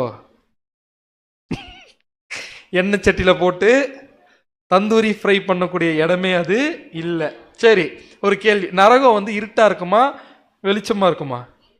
இப்ப சொல்றீங்க. முன்னாடி இருந்த விசுவாசத்துல சொல்லுங்க பார்க்கலாம். முன்னாடி இருந்த விசுவாசத்துல நரகம் எப்படி இருக்கும்? வெளிச்சமா இருக்கு. ஏன்னா ஜெகஜோதி என்ன இருக்குது? எரிஞ்சிட்டு இருக்கு இல்லையா? வாசிக்கலாம். யோபு 17:13. யோபு 17:13. அப்படி நான் காத்து கொண்டிருந்தாலும் பாதாளம் எனக்கு வீடாயிருக்கும், இருளில் என் படுக்கையை போடுவேன். பாதாளம் என் வீடாயிருக்கும், இருளில் என் படுக்கையை போடுவேன். இந்த பாதாளம் இருக்கு இல்லையா? இந்த பாதாளம் அப்படின்ற வார்த்தையினுடைய ஹீப்ரு வேர்டு என்னன்னு பாருங்க. இந்த இடத்துல ஷியோல். அப்படின்னா ஷியோல்ல என்ன இருக்காதான்? வெளிச்சமே இருக்காதான், இருளா இருக்குமா? ஆமாவா இல்லையா? ஏன்னா மூடிட்டா கல்லறைக்குள்ள போய் மூடிட்டா என்ன இருக்கு? அந்த இடத்துல இருட்டாதான் இருக்கும். நாம் என்ன நினைச்சிட்டு இருக்கோம்? இவ்வளோ லைட் எரியும் பாருங்க, எரியல அப்படி எரிஞ்சிட்டு இருக்கோம் நினைச்சிட்டு இருக்கோம். அப்படின்னா ஷியோல்ல எப்படி இருக்கும்? அதுதான் யோபு சொல்றாரு. பாதாளம் நான் காத்து கொண்டிருந்தாலும், எதுக்கு? திரும்பியும் தேவனே உங்களுடைய ராஜ்யத்துல என்ன உயிரோடு எழுப்புவீங்க, அது வரைக்கும் நான் என்ன பண்ணுவேன்? வெயிட் பண்ணிருப்பேன். அப்ப எனக்கு எது வீடா இருக்கும்? சரி, இன்னைக்கு வரைக்கும் யோபுக்கு எதுதான் வீடு? பாதாளம் தான். இருளில் என் படுக்கையை போடுவேன். ஏன்னா மரித்த எல்லாருக்குமே என்னதான் இடம்? யார் வர வரைக்கும்? ஆண்டவர் வந்து எழுப்புற வரைக்கும். இதுதான் கண்டிஷன். புரிஞ்சுங்களா? அடுத்த கொஸ்டின். நரகத்துல சவுண்டு கேட்குமா? சவுண்டு கேட்காதா? கேட்காது. சரி, சவுண்டே இருக்காது. Very good. இதுக்கு முன்னாடி இருந்த விசுவாசத்துல இருக்கும். புரியுதுங்களா? அப்படின்னா பாருங்க, உண்மையான சத்தியம் எப்பேற்பட்ட உண்மையான விசுவாசத்தை உருவாக்குதுன்னு பாருங்க. முன்னாடி என்ன நினைச்சிட்டு இருந்தோம்? போட்ட சவுண்டு பயங்கரமா என்ன ஆகும்? இருக்கும். ஏன்? அவர் தான் என்ன பண்ணிருப்பாங்க? கதறிட்டே இருப்பாங்களே. வாசிக்கலாம். சங்கீதம் 31 17. 31 சங்கீதம் 17. கர்த்தாவே, உம்மை நோக்கி கூப்பிட்டேன், நான் வெட்கப்பட்டு போகாதபடி செய்யும், துன்மார்க்கர் வெட்கப்பட்டு பாதாளத்தில் மௌனமாய் இருக்கட்டும். கர்த்தாவே, உம்மை நோக்கி கூப்பிட்டேன், நான் வெட்கப்பட்டு போகாதபடி செய்யும், துன்மார்க்கர் வெட்கப்பட்டு பாதாளத்திலே மௌனமா இருக்கட்டும். அந்த பாதாளம் என்ன வேர்டு? ஷியோல். அகைன். அப்போ ஷியோல்ல துன்மார்க்கர் எப்படி இருக்காங்களாமா? மௌனமா இருக்காங்களாம். தேவனே, உம்மை நோக்கி கூப்பிட்டேன், நான் வெட்கப்பட்டு போகாதபடிக்கு. துன்மார்க்கர் வெட்கப்பட்டு எங்க போட்டோம்? பாதாளத்துக்கு போட்டோம்னா என்ன அர்த்தம்? பாதாளத்துல எப்படி இருப்பாங்களா? எல்லாரும் மௌனமா இருப்பாங்க. ஏன் மௌனமா இருக்காங்க? செத்தாச்சு. அவங்க எல்லாரும் எப்படி இருக்கிறாங்க? நித்திரையா அமைதியா இருக்கிறாங்க. யாரு சவுண்டு விட்டுட்டு இருக்கிறதுங்க வெளியே இருந்து? நாம தான் வந்து நரகம் அது இதுன்னு இருக்கிறோமே தவிர்த்து அவங்க என்ன பண்ணிருக்கிறாங்க. அப்படின்னா நரகத்துல இருட்டா இருக்குமா வெளிச்சமா இருக்குமா? இருட்டா இருக்கும். நரகத்துல சவுண்ட் வருமா? மௌனமா இருப்பாங்களா? மௌனமா இருப்பாங்க. ஏன்? 115 சங்கீதம் 17 வசனம். 115 சங்கீதம் 17 வசனம், மரித்தவர்களும் மௌனத்தில் இறங்குகிற அனைவரும் கர்த்தரை துதியார்கள். கர்த்தரை துதியார்கள் அப்படின்னு என்ன அர்த்தம்? துதிக்க மாட்டாங்க. ஏன்னா அவங்களுக்கு ஒன்றும் தெரியாது. ஏன்னா சுவாசம் என்ன ஆயிடுச்சு? போயிடுச்சு. அவங்களால என்ன பண்ண முடியாது? இயங்க முடியாது. பிரெயின் என்ன ஆகாது? ஃபங்க்ஷன் ஆகாது. கர்த்தரை என்ன பண்ண மாட்டாங்க? துதியாது. அதனால நமக்கு வசனம் என்ன சொல்லுதுன்னா, செய்யும்படி உன் கைக்கு நேரிடுகிறது எதுவோ அதை உன் பலத்தோட செய், நீ போகிற பாதாளத்திலே செய்கையும் இல்ல, வித்தையும் இல்ல, அறிவும் இல்ல, ஞானமும் இல்ல. அப்படின்னா அங்க போய் எந்த வித்தியை என்ன பண்ண முடியாது? எங்க போய்? பாதாளம்னா ஷியோலுக்கு போய் இங்க காட்டக்கூடிய எந்த வித்தியும் அங்க என்ன ஆகாதுங்க? வேலைக்கே ஆகாது. அப்படின்னா அன்புக்குரிய சகோதர சகோதரிகளே, நரகம் என்ன என்பதை இப்பொழுது உங்களுக்கு காட்டப் போகிறேன். இதுதான் நரகம். சத்தியத்தை அறிவீர்கள், சத்தியம் உங்களை விடுதலை. உண்மையா சொல்லுங்க, நெஞ்சு மேல கை வச்சு விடுதலை ஆக்குதா இல்லையா? எவ்வளோ பெரிய விஷயத்தை நாம் யோசிச்சுட்டு இருந்தோம். ஆனா நரகம்ன்றது எதுதாங்க? அப்படின்னா பாவம் செய்கிற எல்லாருமே நரகத்துக்கு தான் போகிறார்கள், மாற்று கருத்தே கிடையாது. ஆமா இல்லையா? பாவத்தின் சம்பளம் எங்க போனோம்? அப்படின்னா பாவத்தில் இருக்கக்கூடிய எல்லாரும் எங்க போயிட்டு இருக்காங்க? எந்த நரகத்துக்கு போயிட்டு இருக்காங்க? இந்த நரகத்துக்கு போயிட்டு தூங்கிட்டு இருக்கிறாங்க. இயேசு கிறிஸ்து வந்து என்ன பண்ண போறாரு? எல்லாருமே மறுபடியும் எழுப்ப போறாரு. இப்படிதான் பழைய ஏற்பாட்டில் நரகம்ன்ற வார்த்தையை நம்ம என்ன பண்ணோம்? புரிஞ்சுக்கணும். இப்போ நம்ம அடுத்து எங்க வந்துடலாம்? புதிய ஏற்பாடுக்கு என்ன பண்ணிடலாம்னா வந்துடலாம். புதிய ஏற்பாட்டில் மொத்தம் எத்தனை வார்த்தைகள் பார்த்தோம்? ஹேடஸ், கெஹன்னா, டார்டரு அப்படின்ற ஒரு வார்த்தைகளை என்ன பண்ணோம்னா பார்த்தோம். புதிய ஏற்பாட்டில் ஹேடஸ்னு 11 வாட்டி என்ன பண்ணப்பட்டிருக்குங்க? மொழிபெயர்க்கப்பட்டிருக்கு. கெஹன்னான்னு 12 வாட்டி என்ன பண்ணப்பட்டிருக்குது? மொழிபெயர்க்கப்பட்டிருக்குது. டார்டரு அப்படின்னு எத்தனை வாட்டி மொழிபெயர்க்கப்பட்டிருக்குதுன்னு பார்த்தீங்கன்னா ஒரு தடவை என்ன பண்ணப்பட்டிருக்குன்னா மொழிபெயர்க்கப்பட்டிருக்குது. இப்போ ஃபர்ஸ்ட் எந்த வேர்டு எடுக்கலாம்? ஹேடஸ் எடுக்கலாம். ரொம்ப சிம்பிள். இந்த ஹேடஸ் அப்படின்ற வார்த்தை இருக்கு இல்லையா, ஷியோல் எப்படி ஹீப்ருலையோ அதே மாதிரி கிரீக்ல ஹேடஸ். ஷியோல்னா என்ன அர்த்தம்? பாதாளம்னு என்ன பண்றோம் நாம சொல்றோம், கரெக்டா? அதே மாதிரி அது ஹீப்ரு வேர்டு. அதுக்கு ஒரு கிரீக்ல இருக்கும்ல அதே வார்த்தை, அது என்னன்னு பார்த்தீங்கன்னா ஹேடஸ். சரியா? வாசிக்கலாம். அப்போஸ்தலர் 2ஆம் அதிகாரம் 27ஆம் வசனம். அப்போஸ்தலர் 2ஆம் அதிகாரம் 27ஆம் வசனம், என் ஆத்துமாவை பாதாளத்தில் விடீர், உம்முடைய பரிசுத்தர் அழிவை காண ஒட்டீர். என் ஆத்துமாவை பாதாளத்தில் விடீர், உம்முடைய பரிசுத்தர் அழிவை காண ஒட்டீர். இது யாருக்காக சொல்லப்பட்ட வசனம் தெரியுங்களா? ஆண்டவராகிய இயேசு கிறிஸ்துவுக்காக சொல்லப்பட்ட வசனம். அப்படின்னா அவரு பாதாளத்துல இருக்க போறாரா? இல்ல. 3ஆம் நாள் ஆண்டவர் என்ன பண்ணிடுவாரு? உயிரோடு எழுந்திருவாரு. பாதாளத்தில் விடீர் அப்படின்னு இருக்கு இல்லையா, தமிழ்ல பாதாளம்னு மொழிபெயர்க்கப்பட்டிருக்குல்ல, அதுதான் கிரீக்ல ஹேடஸ். இங்கிலீஷ்ல என்னன்னு இருக்கு இதே வார்த்தைக்கு? ஹெல்ன்னு இருக்கு. அப்ப தமிழ்ல என்னன்னு மொழிபெயர்த்திருக்கணும்? நரகம்னு மொழிபெயர்த்திருக்கணும். மொழிபெயர்த்து படிங்க. என் ஆத்துமாவை நரகத்தில் ஏன் போடல? ஏன்னா இது இயேசு கிறிஸ்துக்கு சொல்லப்பட்ட வசனம். என்ன போட முடியாது? இங்க கொண்டு வந்து நரகத்தை போட முடியாது, பிரச்சனையாயிடும். இங்க என்ன போட்டாச்சு? கரெக்டா? எப்பவுமே என்னன்னா மொழிபெயர்ப்பாங்க, கிரேவுக்கு தான் பாதாளம் வரும். இங்க ஹெல்லுக்கு என்ன போட்டாச்சு? ஆக்சுவலா ஹெல்லுங்கிறது சரியா புரிஞ்சுக்கிட்டா என்ன கிடையாது, பிரச்சனை இல்லை. அப்படின்னா ஆண்டவர் மரிச்ச பிறகு எங்க தான் கொண்டு போய் வச்சாங்க? ஹெல்லுல தான் வச்சாங்க. அப்படின்னா என்ன அர்த்தம்? கல்லறையில தான் வச்சாங்க ஆண்டவரை, இல்லையா? ஆனா என்ன பண்ணிட்டாருங்க? உயிர் சேர்ந்துட்டார். ஆனா இந்த இடத்துல நாம என்ன புரிஞ்சுக்கிட்டு இருக்கிறோம்? ஹெல்லுனா அது ஏதோ ஒரு வறுக்கிற இடம் புரிஞ்சுட்டு இருக்கோம். அப்படி கிடையவே இல்லை. அப்படின்னா இந்த இடத்துல கிளியரா ஆண்டவருக்கு போடும்போது மட்டும் என்னன்னு போடலைங்க, நரகம்னு போடாம பாதாளம்னு என்ன பண்ணியாச்சுன்னு பாத்தீங்கன்னா போட்டாச்சு. இன்னொரு வசனம் வாசிக்கலாம், ஹேடஸ்னு எங்கன்னு இருக்குன்னு. மத்தேயு 11ஆம் அதிகாரம் 23ஆம் வசனம். மத்தேயு 11ஆம் அதிகாரம் 23ஆம் வசனம், வானபரியந்தம் உயர்த்தப்பட்ட கப்பர்நகூம். ஆண்டவரே சொன்ன வசனம். வானபரியந்தம் உயர்த்தப்பட்ட கப்பர்நகுமே, நீ பாதாள பரியந்தம் தாழ்த்தப்படுவாய். நீ பாதாள பரியந்தம் என்ன பண்ணப்படுவாய்? தாழ்த்தப்படுவாய். உன்னில் செய்யப்பட்ட பலத்த செய்கைகள் சோதோமிலே செய்யப்பட்டிருந்ததானால் அது இந்நாள் வரைக்கும் நிலைத்திருக்கும். சொல்றாரு, நான் போய் இதை சோதோம்ல பேசி எல்லாம் செஞ்சிருந்தேன்னா சோதோம் கூட திருந்தி இந்நாள் வரைக்கும் என்ன இருக்கும்? இருந்திருக்கும். வானபரியந்தம் உயர்த்தப்பட்ட கப்பர்நகுமே. கப்பர்நகும்னு என்ன அர்த்தம்? மனுஷனா கப்பர்நகும் இல்ல, அது ஒரு ஊரு. கரெக்டுங்களா? நீ பாதாள பரியந்தம் என்ன பண்ணப்படுவாய்? தாழ்த்தப்படுவாய் இருக்கு இல்லையா? அந்த பாதாளம் தான் கிரீக்ல என்ன? ஹேடஸ்.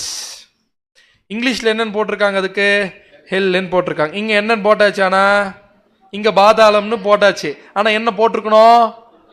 நரகம்னு போட்டிருக்கணும். போட்டிருந்தா என்ன இருக்கும்? எதை கொண்டு போய் நரகத்துல போடுற மாதிரி இருக்கும்? கப்பர்நகும் எனக்கூடிய ஊரை கொண்டு போய் நரகத்தில் போட்டு வாட்டி வதைக்கிற மாதிரியா? இல்ல. அப்படின்னா எங்கெங்க போடணுமோ அங்க மட்டும் பாதாளம் போட்டு எங்கெங்க நரகத்தை நுழைக்க வேண்டுமோ அங்கங்க நரகத்தை நுழைத்து விட்டாச்சு. அது நம்ம ராவா எடுத்து பைபிள் படிக்கும் போது என்ன ஆயிருங்க? இது எல்லா சகோதர சகோதரிகளும் புரியுமா? வாய்ப்பே இல்லை, புரியாது. எப்படின்னு பாத்தீங்கன்னா கந்தைக மந்திரி சொல்ற மாதிரி தான். பிலிப்பு போய் கேட்பாரு, புரிஞ்சா அப்படின்னு. எப்படி புரிஞ்சா சொன்னதான் என்ன ஆகும்? புரியுமே. ஆனா சொல்றவங்களும் நிறைய எப்படி புரிந்து கொள்ளாம சொன்று கொண்டிருக்காங்கன்னா இப்படிதான் ஏமாத்திட்டு இருக்காங்க. அப்படின்னா கிளியரா புரிஞ்சு போச்சு நமக்கு. ஹேடஸ்னா பாதாளம். அப்போஸ்தலர் 2:31. அப்போஸ்தலர் 2:31. அவன் கிறிஸ்துவனுடைய ஆத்துமா பாதாளத்திலே விடப்படுவதில்லை என்றும் அவருடைய மாம்சம் அழிவை காண்பதில்லை என்றும் முன்னறிந்து அவர் உயிர்த்தெழுதலை குறித்து இப்படி சொன்னான். எதை குறித்துங்க? ஏன் இப்படி சொன்னானாமா? யாரு? பழைய ஏற்பாட்டுல ஏன் இப்படி சொல்லப்பட்டிருக்குன்னு பாத்தீங்கன்னா, அவர் மாம்சம் அழிவை காண்பதில்லை என்றும் முன்னறிந்து அவர் உயிர்த்தெழுதலை குறித்து இப்படி சொன்னான். ஏன்னா ஜீசஸ் கிரைஸ்ட் எதுலயே இருக்க போறது இல்ல, பாதாளத்திலே இருக்க போறது இல்ல. 3ஆம் நாள்ல என்ன பண்றாரு? அவரு உயிர்த்து எழுந்துட்டார் நம்ம ஆண்டவர். அப்படின்னா இந்த இடத்துல பாதாளம்னு போட்டாச்சு. ஆக்சுவலா இங்கிலீஷ்ல என்ன இருக்கு? ஹெல்லு. ஏன் இங்க பாதாளம் என்று போட்டிருக்கிறார்கள்? ஏன்னா என்ன போட முடியாது இந்த இடத்துல? நரகம்னு போட முடியாது, பிரச்சனை ஆயிரும். ஏன்னா யாரை பத்தின வசனம் இது? யாரு நரகத்துக்கு போன மாதிரி ஆயிரும்? யோசிச்சு பாருங்க. எவ்வளவு மிக முக்கியமான சத்தியம் என்ன பண்ணப்பட்டிருக்குது? மறைக்கப்பட்டிருக்கிறது. இன்னொரு முக்கியமான வசனத்தை எடுத்து படிக்கலாம். வெளிப்படுத்தின விசேஷம் 20:13. வெளிப்படுத்தல் 20:13. இது இயேசு கிறிஸ்து வந்துட்ட பிறகு அவருடைய ராஜ்யத்தில் நடக்கக்கூடிய சம்பவத்தை பற்றி சொல்லக்கூடிய வசனம். வாசிங்க. சமுத்திரம் தன்னில் உள்ள மரித்தோரை ஒப்புவித்தது. சமுத்திரம் தன்னில் உள்ள மரித்தோரை ஒப்புவித்தது. மரணமும் பாதாளமும் தங்களில் உள்ள மரித்தோரை ஒப்புவித்தன. மரணமும் பாதாளமும் தங்களில் உள்ள மரித்தோரை ஒப்புவித்தன. யாவரும் தங்கள் தங்கள் கிரியைகளின்படியே நியாய தீர்ப்படைந்தார்கள். யாரு வரும்போது இது நடக்கும்? ஆண்டவர் வரும்போது இது நடக்கும். அப்படின்னா மரணமும் பாதாளமும் தங்களில் உள்ள மரித்தோரை ஒப்புவித்தன. அப்படின்னு என்ன அர்த்தம்? மரணமும் பாதாளமும் தம்மை உள்ள மரித்தோரை ஒப்புவித்தன. அங்கிருந்து திருப்பி உயிரோட என்ன பண்ண போறாங்க? வர போறாங்கன்றது மீனிங் கரெக்டா புரிஞ்சுக்கிட்டீங்க. ஆனா இந்த பாதாளன்ற வேர்டு கிரீக்ல என்ன? ஹேடஸ். சரிங்களா? கிரீக்ல என்ன? ஹேடஸ். அது இங்கிலீஷ்ல என்னன்னு போட்டிருக்காங்க? ஹெல்னு போட்டிருக்காங்க. என்ன போட்டிருக்கணும் இந்த இடத்துல? நரகம்னு போட்டிருக்கணும். ஹெல்லுக்கு பொதுவாக என்ன போடுவாங்க? நரகம் தானே போடணும். நரகம்னு போட்டு படிங்க.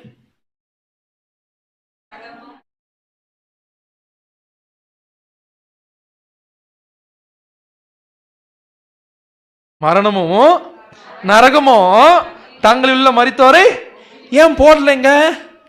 ஹெல்லுக்கு என்னதான் போட்டிருக்கணும்? சிஸ்டர் அழகா சொல்ற செட் ஆகாது. ஏன்னா என்ன ஆயிருன்னு பாத்தீங்கன்னா, அவன் செத்து அதுக்கப்புறம் எழுப்பி நரகத்துக்கு போய் நரகத்துல இருக்கக்கூடிய எல்லாரையும் திரும்பி வர மாதிரி ஆயிரும். எப்படி ஏமாத்தி வச்சிருக்காங்க பாருங்க. அதான் சொன்னோம் முதல் சப்ஜெக்ட் ஆரம்பிக்கும் போதே, சத்தியத்தை மட்டும் அறிஞ்சு பாருங்க. சத்தியம் உங்களை சாதாரணமா என்ன ஆகாதுங்க? விடுதலை ஆக்கவே ஆக்காது. அப்படின்னா இந்த இடத்துல பாதாளம் தான் சரியான மொழிபெயர்ப்பு. மரணமும் பாதாளமும் என்ன பண்ண போறாங்க? திரும்பியும் எழுந்து என்ன பண்ண போறாங்கன்னா வர போறாங்க. எப்போ? இயேசு கிறிஸ்துவின் ராஜ்யத்தில். அப்படின்னா புதிய ஏற்பாட்டில் ஹேடஸ் அப்படின்ற வார்த்தைக்கு எங்கெங்கெல்லாம் மொழிபெயர்க்கப்பட்டிருக்குதோ அது எல்லாமே எதை அடையாளப்படுத்துதுன்னா பாதாளத்தை அடையாளப்படுத்துது. ஓகே. அடுத்தது கெஹன்னா அப்படின்ற இன்னொரு, ஏன்னா 3 கிரீக் வேர்டு இருக்கு. ஹீப்ரூல தான் பழைய ஏற்பாடுல ஒரே கிரீக் வேர்டு ஷியோல். பட் புதிய ஏற்பாடு எடுத்துக்கிட்டீங்கன்னா மொத்தம் 3 கிரீக் வேர்ட் இருக்குது. அதுல 2வது கிரீக் வேர்டு என்ன? ஹேடஸ் பார்த்துட்டோம். கெஹென்னா. கெஹென்னான்ற கிரீக் வேர்டு எங்கெங்கெல்லாம் வருதோ அங்கங்க எல்லாம் எதை அடை போட்டிருக்காங்கன்னு பார்த்தீங்கன்னா தமிழ்ல நரகம் அப்படின்னு போட்டிருக்காங்க. நரகம் அப்படின்னு போட்டிருக்காங்க. இப்போ வாசிக்கலாம் நாம கெஹென்னான்ற வார்த்தை எங்கெங்கெல்லாம் வருதுன்னு. மார்க் 9ஆம் அதிகாரம் 43ஆம் வசனம். மார்க் 9ஆம் அதிகாரம் 43ஆம் வசனம். உன் கை உனக்கு இடறல் உண்டாக்கினால் அதை தரித்து போடு. அதை தரித்து போடு. நீ 2 கையுடையவனாய் அவியாத அக்னியுள்ள நரகத்திலே போவதை பார்க்கலாம். போச்சு. என்ன இவ்வளவு நேரம் என்ன சொல்றீங்க நீங்க? இப்ப என்ன வசனம் என்ன ஆயிருச்சு? இந்த இடத்துல வந்துருச்சு. அப்படியே படிங்க. ஊனனாய் ஜீவனுக்குள் பிரவேசிப்பது உனக்கு நலமா இருக்கும். அப்படின்னா உன் கை உனக்கு இடரல் உண்டாக்கினால் அதை தரித்து போடு. நீ 2 கையுடையவனாய் அவியாத அக்னியுள்ள நரகத்திலே போவதை பார்க்கிலும் ஊனனாய் ஜீவனுக்குள் பிரவேசிப்பது உனக்கு. இப்ப இந்த இடத்துல என்ன வந்துருச்சு? சாதாரண நகரம் இது இல்ல, நரகம் இல்ல. என்ன நரகம் இது?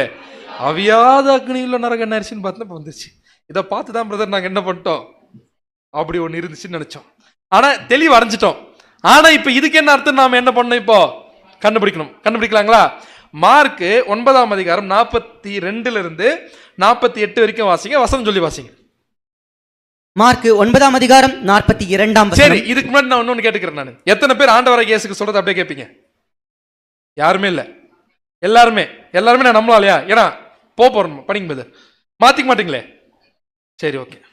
42ஆம் வசனம் வாசிங்க. என்னிடத்தில் விசுவாசமாய் இருக்கிற இந்த சிறியரில் ஒருவனுக்கு இடரல் உண்டாக்குகிறவன் எவனோ அவனுடைய கழுத்தில் ஏந்திரக்கல்லை கட்டி சமுத்திரத்தில் அவனை தள்ளி போடுகிறது அவனுக்கு நலமாயிருக்கும். 43ஆம் வசனம். உன் கை உனக்கு இடரல் உண்டாக்கினால். கை இடரல் உண்டாக்குதா உண்டாக்கலையா? என்னென்னலாம் வேலை பண்ண வைக்குது இந்த கையை? உண்டாக்கினால் அதை தரித்து போடு. அதை என்ன பண்ணிருங்க? அடுத்த வாரம் கிளாஸ்க்கு வரும்போது வெட்டி போட்டு வந்துருங்க அவங்க. அர்த்தம். நீ 2 கை உடையவனாய் அவியாத அக்னியுள்ள நரகத்திலே தள்ள போவதை பார்க்கிலும் ஊனனாய் ஜீவனுக்குள் பிரவேசிப்பது உனக்கு நலமாயிருக்கும். 44ஆம் வசனம். அங்கே அவர்கள் புழு சாவாமலும். வந்துருச்சு. அங்கே அவர்கள் புழு சாகாமலும் அக்னி அவியாமலும் இருக்கும். அக்னி அவியாமலும் இருக்கும். அடுத்து படிங்க. 45ஆம் வசனம். உன் கால் உனக்கு இடரல் உண்டாக்குதா உண்டாக்கலையா? அதாவது போகக்கூடாத இடத்துக்குலாம் போதா போலையா? செய்யக்கூடாதான் செய்தா செய்யல. செஞ்சுச்சுன்னா அதை தரித்து போடு. அதையும் அடுத்த வாரம் என்ன செய்து விட்டு வாங்க, வெட்டிட்டு வந்துருங்க. நீங்க வெட்டவில்லை என்றால் கவுண்டரிலே வெட்டப்படும். அடுத்து அப்படி படிங்க. நீ 2 கால் உடையவனாய் அவியாத அக்னியுள்ள நரகத்திலே தள்ளப்படுவதை பார்க்கிலும் சப்பானியாய் ஜீவனுக்குள் பிரவேசிப்பது. சப்பானியா போயிருங்க. என்ன எங்க பரலோகத்துக்கு என்ன படிங்கன்னா போயிருங்க. அடுத்து 46ஆம் வசனம். அங்கே அவர்கள் புழு சாவாமலும். வந்துருச்சு திருப்பியும். அவருடைய புழு சாகாமலும் அக்னி அவியாமலும் இருக்கும். அக்னி அவியாமலும் இருக்கும். 47ஆம் வசனம். 7ஆம் வசனம் ரொம்ப முக்கியமான வசனம். உன் கண் உனக்கு இடரல் உண்டாக்கினால். இருங்க, கண் இடரல் உண்டாக்குதா உண்டாக்கலையா? இல்லையா? என்னென்ன பாக்குது, என்னென்னவோ பாக்குது. அப்படியே படிங்க. அதை பிடுங்கி போடு. அதை ஒண்ணும் பண்ணாதீங்க, ஒண்ணுமே பண்ணாதீங்க. பிடிங்க மட்டும் என்ன பண்ணிருங்க, போட்டுருங்க. நீ 2 கண் உடையவனாய் நரக அக்னியிலே தள்ளப்படுவதை பார்க்கிலும் ஒற்றை கண்ணனாய் தேவனுடைய ராஜ்யத்தில் பிரவேசிப்பது உனக்கு நலமாயிருக்கும். அப்படின்னா பரலோகத்தில் யாரும் எப்படி இருப்பாங்க? அப்படின்னா அன்புக்குரிய சகோதர சகோதரிகளே, யார் யாரெல்லாம் கை தூக்குனீங்க? அப்படின்னா இது செய்வோம், இது செய்வோமா அப்படின்னு கேட்கிறேன். செய்ய மாட்டோம். ஏன் செய்ய மாட்டோம்? வலிக்குமா? அப்படின்னா இது நேரடியான அர்த்தத்தில் எடுத்துக்கிறோமா? இல்ல, இது முழுக்க முழுக்க சிம்பாலிக் லாங்குவேஜ்ல எழுதப்பட்டிருக்குது. நம்ம ஏற்கனவே பார்த்திருக்கோம் வேதாகமத்தை முறையாக கற்றுக்கொள்வது எப்படி. எத்தனை மெத்தட்ஸ் இருக்குது? 7 மெத்தட். அதுல அடையாள பாஷை என்னங்க மெத்தட். ஓமே என்ன பண்ணிருக்கோம் நம்ம பார்த்திருக்கோம். அப்படின்னா இந்த இடத்துல நரகம் அப்படின்னு ஒரு வார்த்தை வருது இல்லையா? அந்த நரகம் அப்படின்ற ஒரு வார்த்தை வரக்கூடிய இடம் எது அப்படின்னு பார்த்தீங்கன்னா, அந்த இடத்துல வரக்கூடிய கிரீக் வேர்டு என்ன அப்படின்னு பார்த்தீங்கன்னா கெஹன்னா. அவியாத அக்னியுள்ள நரகத்திலே போவதை பார்க்கிலும் அப்படின்னு தமிழ்ல இருக்கு இல்லையா? அந்த நரகோன்ற கிரீக் வேர்டு என்னன்னு பார்த்தீங்கன்னா கெஹன்னா. இந்த கெஹன்னா என்னன்றது நம்ம என்ன பண்ணணும், கண்டுபிடிக்கணும் அப்படின்னு போய் பார்த்தோம்னா இட்ஸ் எ வேலி ஆஃப் இன்னோம்.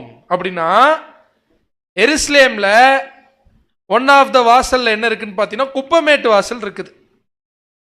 இதை தான் ஜெருசலேம்ல என்ன சொல்லுவாங்கன்னு பார்த்தீங்கன்னா கெஹன்னா. இது எங்கன்னா பார்த்துருக்கீங்களா நம்ம ஊர்ல? எங்க ஊர்லயே நிறைய இதுதான் பதில் இருக்குன்ற மாதிரி இருக்கு. அப்படின்னா என்ன பண்ணுவாங்கன்னா ஜெருசலேம்ல இந்த இடத்துல இது பேர் தான் கெஹன்னா. இந்த கெஹன்னால குப்பை போட்டு என்ன பண்ணிருப்பாங்க, எரிச்சிட்டே இருப்பாங்க. அதுல ரொம்ப முக்கியமா என்ன பண்ணுவாங்கன்னு பாத்தீங்கன்னா மோசமான குற்றவாளிகள் இருப்பாங்களையா, அந்த மோசமான குற்றவாளிகளை கொண்டு போய் என்ன பண்ணிடுவாங்க, சாதாரணமான ஒழுங்கான பரியல் பண்ண மாட்டாங்க. புரியுதுங்களா? உதாரணத்துக்கு சொல்றேன் பாருங்க. சிலுவையில அறைந்து சாகடிக்கப்படக்கூடிய, ஏன்னா சிலுவையில் யார் தான் அடிப்பாங்க, மோசமான குற்றவாளிகளை தான். அவங்கள கொண்டு போய் எங்கதான் போடுவாங்க, இங்கதான் போடுவாங்க. ஆண்டவரனுடைய சரீரத்தை யார் வந்து கேட்கலனா, அரிமேத்தியா ஒரு யோசேப்பு வந்து கேட்கல, என்ன பண்ணிருப்பாங்க. பட் தேவன் அதுக்கு என்ன பண்ணல, விடல. ஏன்னா வசனம் சொல்லிருச்சு இல்லையா? ஆனா ஆண்டவருடைய சரீரம் என்ன பண்ணப்பட்டாச்சு, சரியான பரியலுக்கு என்ன பண்ணிட்டாங்க, கொண்டு போய் வச்சுட்டாங்க. மிச்சம் இருக்கிறவங்க அந்த மாதிரி மோசமான கிரிமினல்ஸ் இங்கதான் போட்டு என்ன பண்ணுவாங்க, எரிப்பாங்க. வேலி ஆஃப் இன்னோம்ல, இன்னோமின் பள்ளத்தாக்கிலே அப்படிலாம் படிச்சோம் இல்லையா பழைய ஏற்பாட்டுல. அப்படின்னா இந்த இடத்துல இந்த இடம் எப்பவுமே என்ன ஆயிட்டு இருக்கும், எரிந்து கொண்டே இருக்கும். குப்பையும் வந்துட்டே இருக்கும், எதுவும் வந்துட்டு இருக்கும், பிணங்களும் வரும். அப்படி வந்து அந்த இடத்துல அந்த பிணம் என்ன ஆகும், அழுகும். அழுகின பிணத்துல என்ன வரும், புழு வரும். அந்த இடத்துல புழு என்ன ஆயிட்டே இருந்துட்டே இருக்கும். அக்னி என்ன ஆயிட்டே இருக்கும், அவியாமலே இருக்கும். இப்பேற்பட்ட ஒரு இடத்துக்கு பேர் தான் கெஹன்னா. இங்க ஒருத்தரை போட்டா அந்த சரீரம் என்ன ஆயிரும், ஒரு கட்டத்துல டெஸ்ட்ராய் ஆயிரும். இப்படி போடுறத பாக்கிலும் நீங்க என்ன பண்ணுங்க, ஜீவனுக்குள் பிரவேசிப்பது நலம் அப்படின்னு இருக்க. அப்படின்னா இந்த இடத்துல இதுதான் கெஹன்னாவை தவிர்த்து நாம் நினைக்கிறதுல என்ன கிடையாது, கெஹன்னா இல்ல. இன்னொரு முக்கியமான விஷயம், இந்த இடத்துல என்ன சொல்றாரு, உன் கை உனக்கு இடரல் உண்டாக்கினால் என்ன பண்ணுங்க, அதை வெட்டு.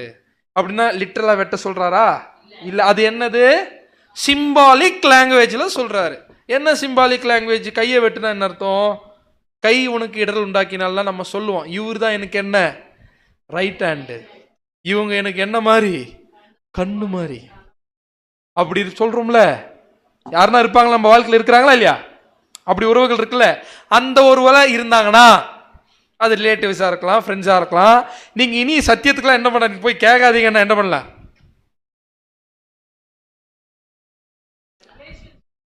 கண்ணு மாறி ஒருத்தவங்க இருந்தாலும் பரவாயில்ல, சத்தியத்தை கேட்கறது தடையா இருந்தா என்ன பண்ணு, நீ அந்த கண்ணை வெட்டு. ரைட் ஹேண்டா இருந்தாலும் சரி, லெப்டா இருந்தாலும் சரி, என்ன பண்ணு, வெட்டி போட்டு சத்தியத்துக்கு பின்னாடி என்ன பண்ணு வா.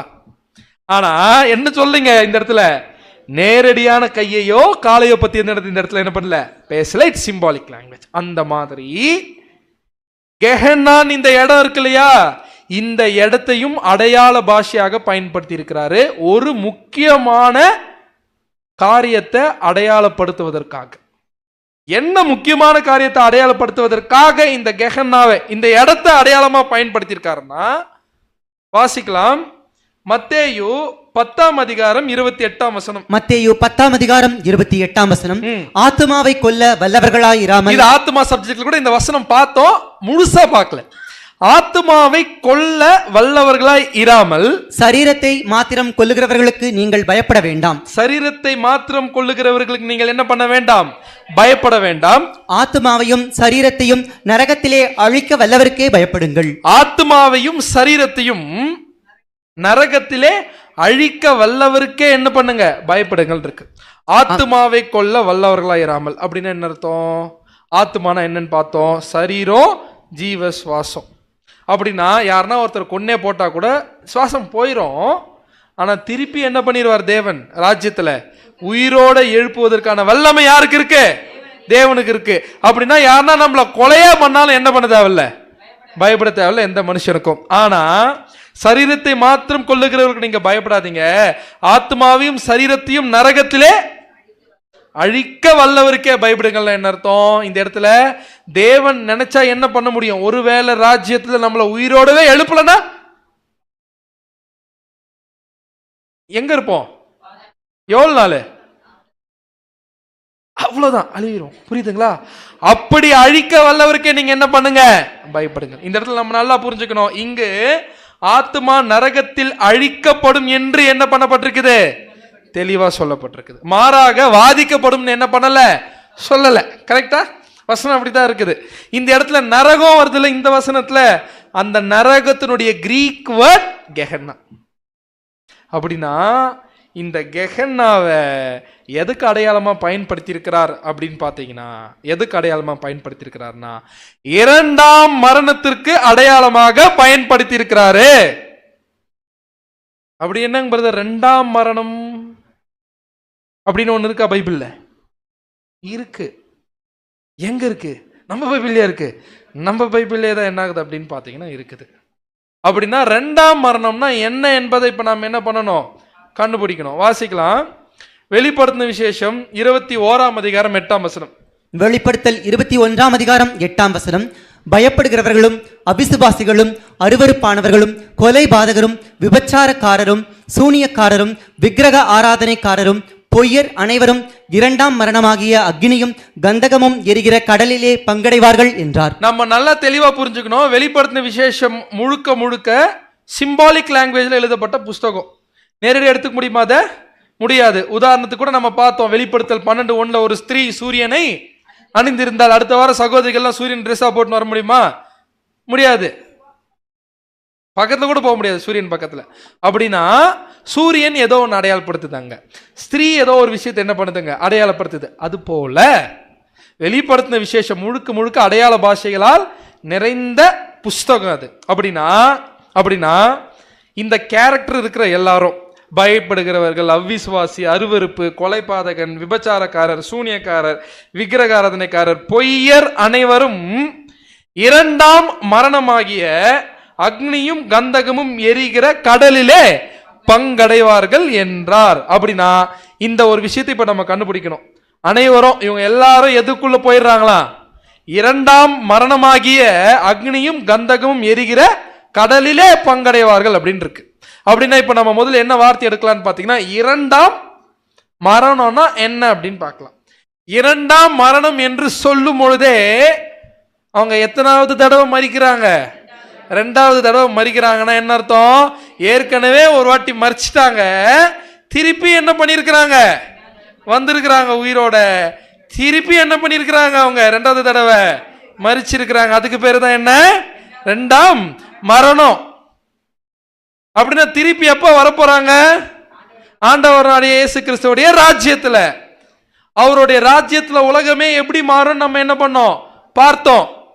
ஆனா அந்த உலகத்துல வந்தோம், மாத்திக்கலனா இந்த கேரக்டர் எல்லாம் அப்படியே இருக்குதுன்னா பரவாயில்ல, இருந்துக்கு பாரு விட்டுருவாரா? அவர் அன்பான தேவனாக இருந்தாலும் நீதியுள்ள தேவன். என்ன பண்றாராம்? எங்க போட்டுறாரு? ரெண்டாம் மரணம். என்ன அர்த்தம்? திரும்பிய மரணத்துக்குள்ள போயிடுறாங்க. அப்ப திரும்பி என்ன பண்ண போறதில்ல, உயிரோட வர போறதில்ல. அவங்களுடைய நிலைமை என்ன? அழிஞ்சா போயிடுவாங்க. அவ்வளவுதான், அழிஞ்சா போயிடுறாங்க. அதுக்கப்புறம் அவ்வளவுதான்.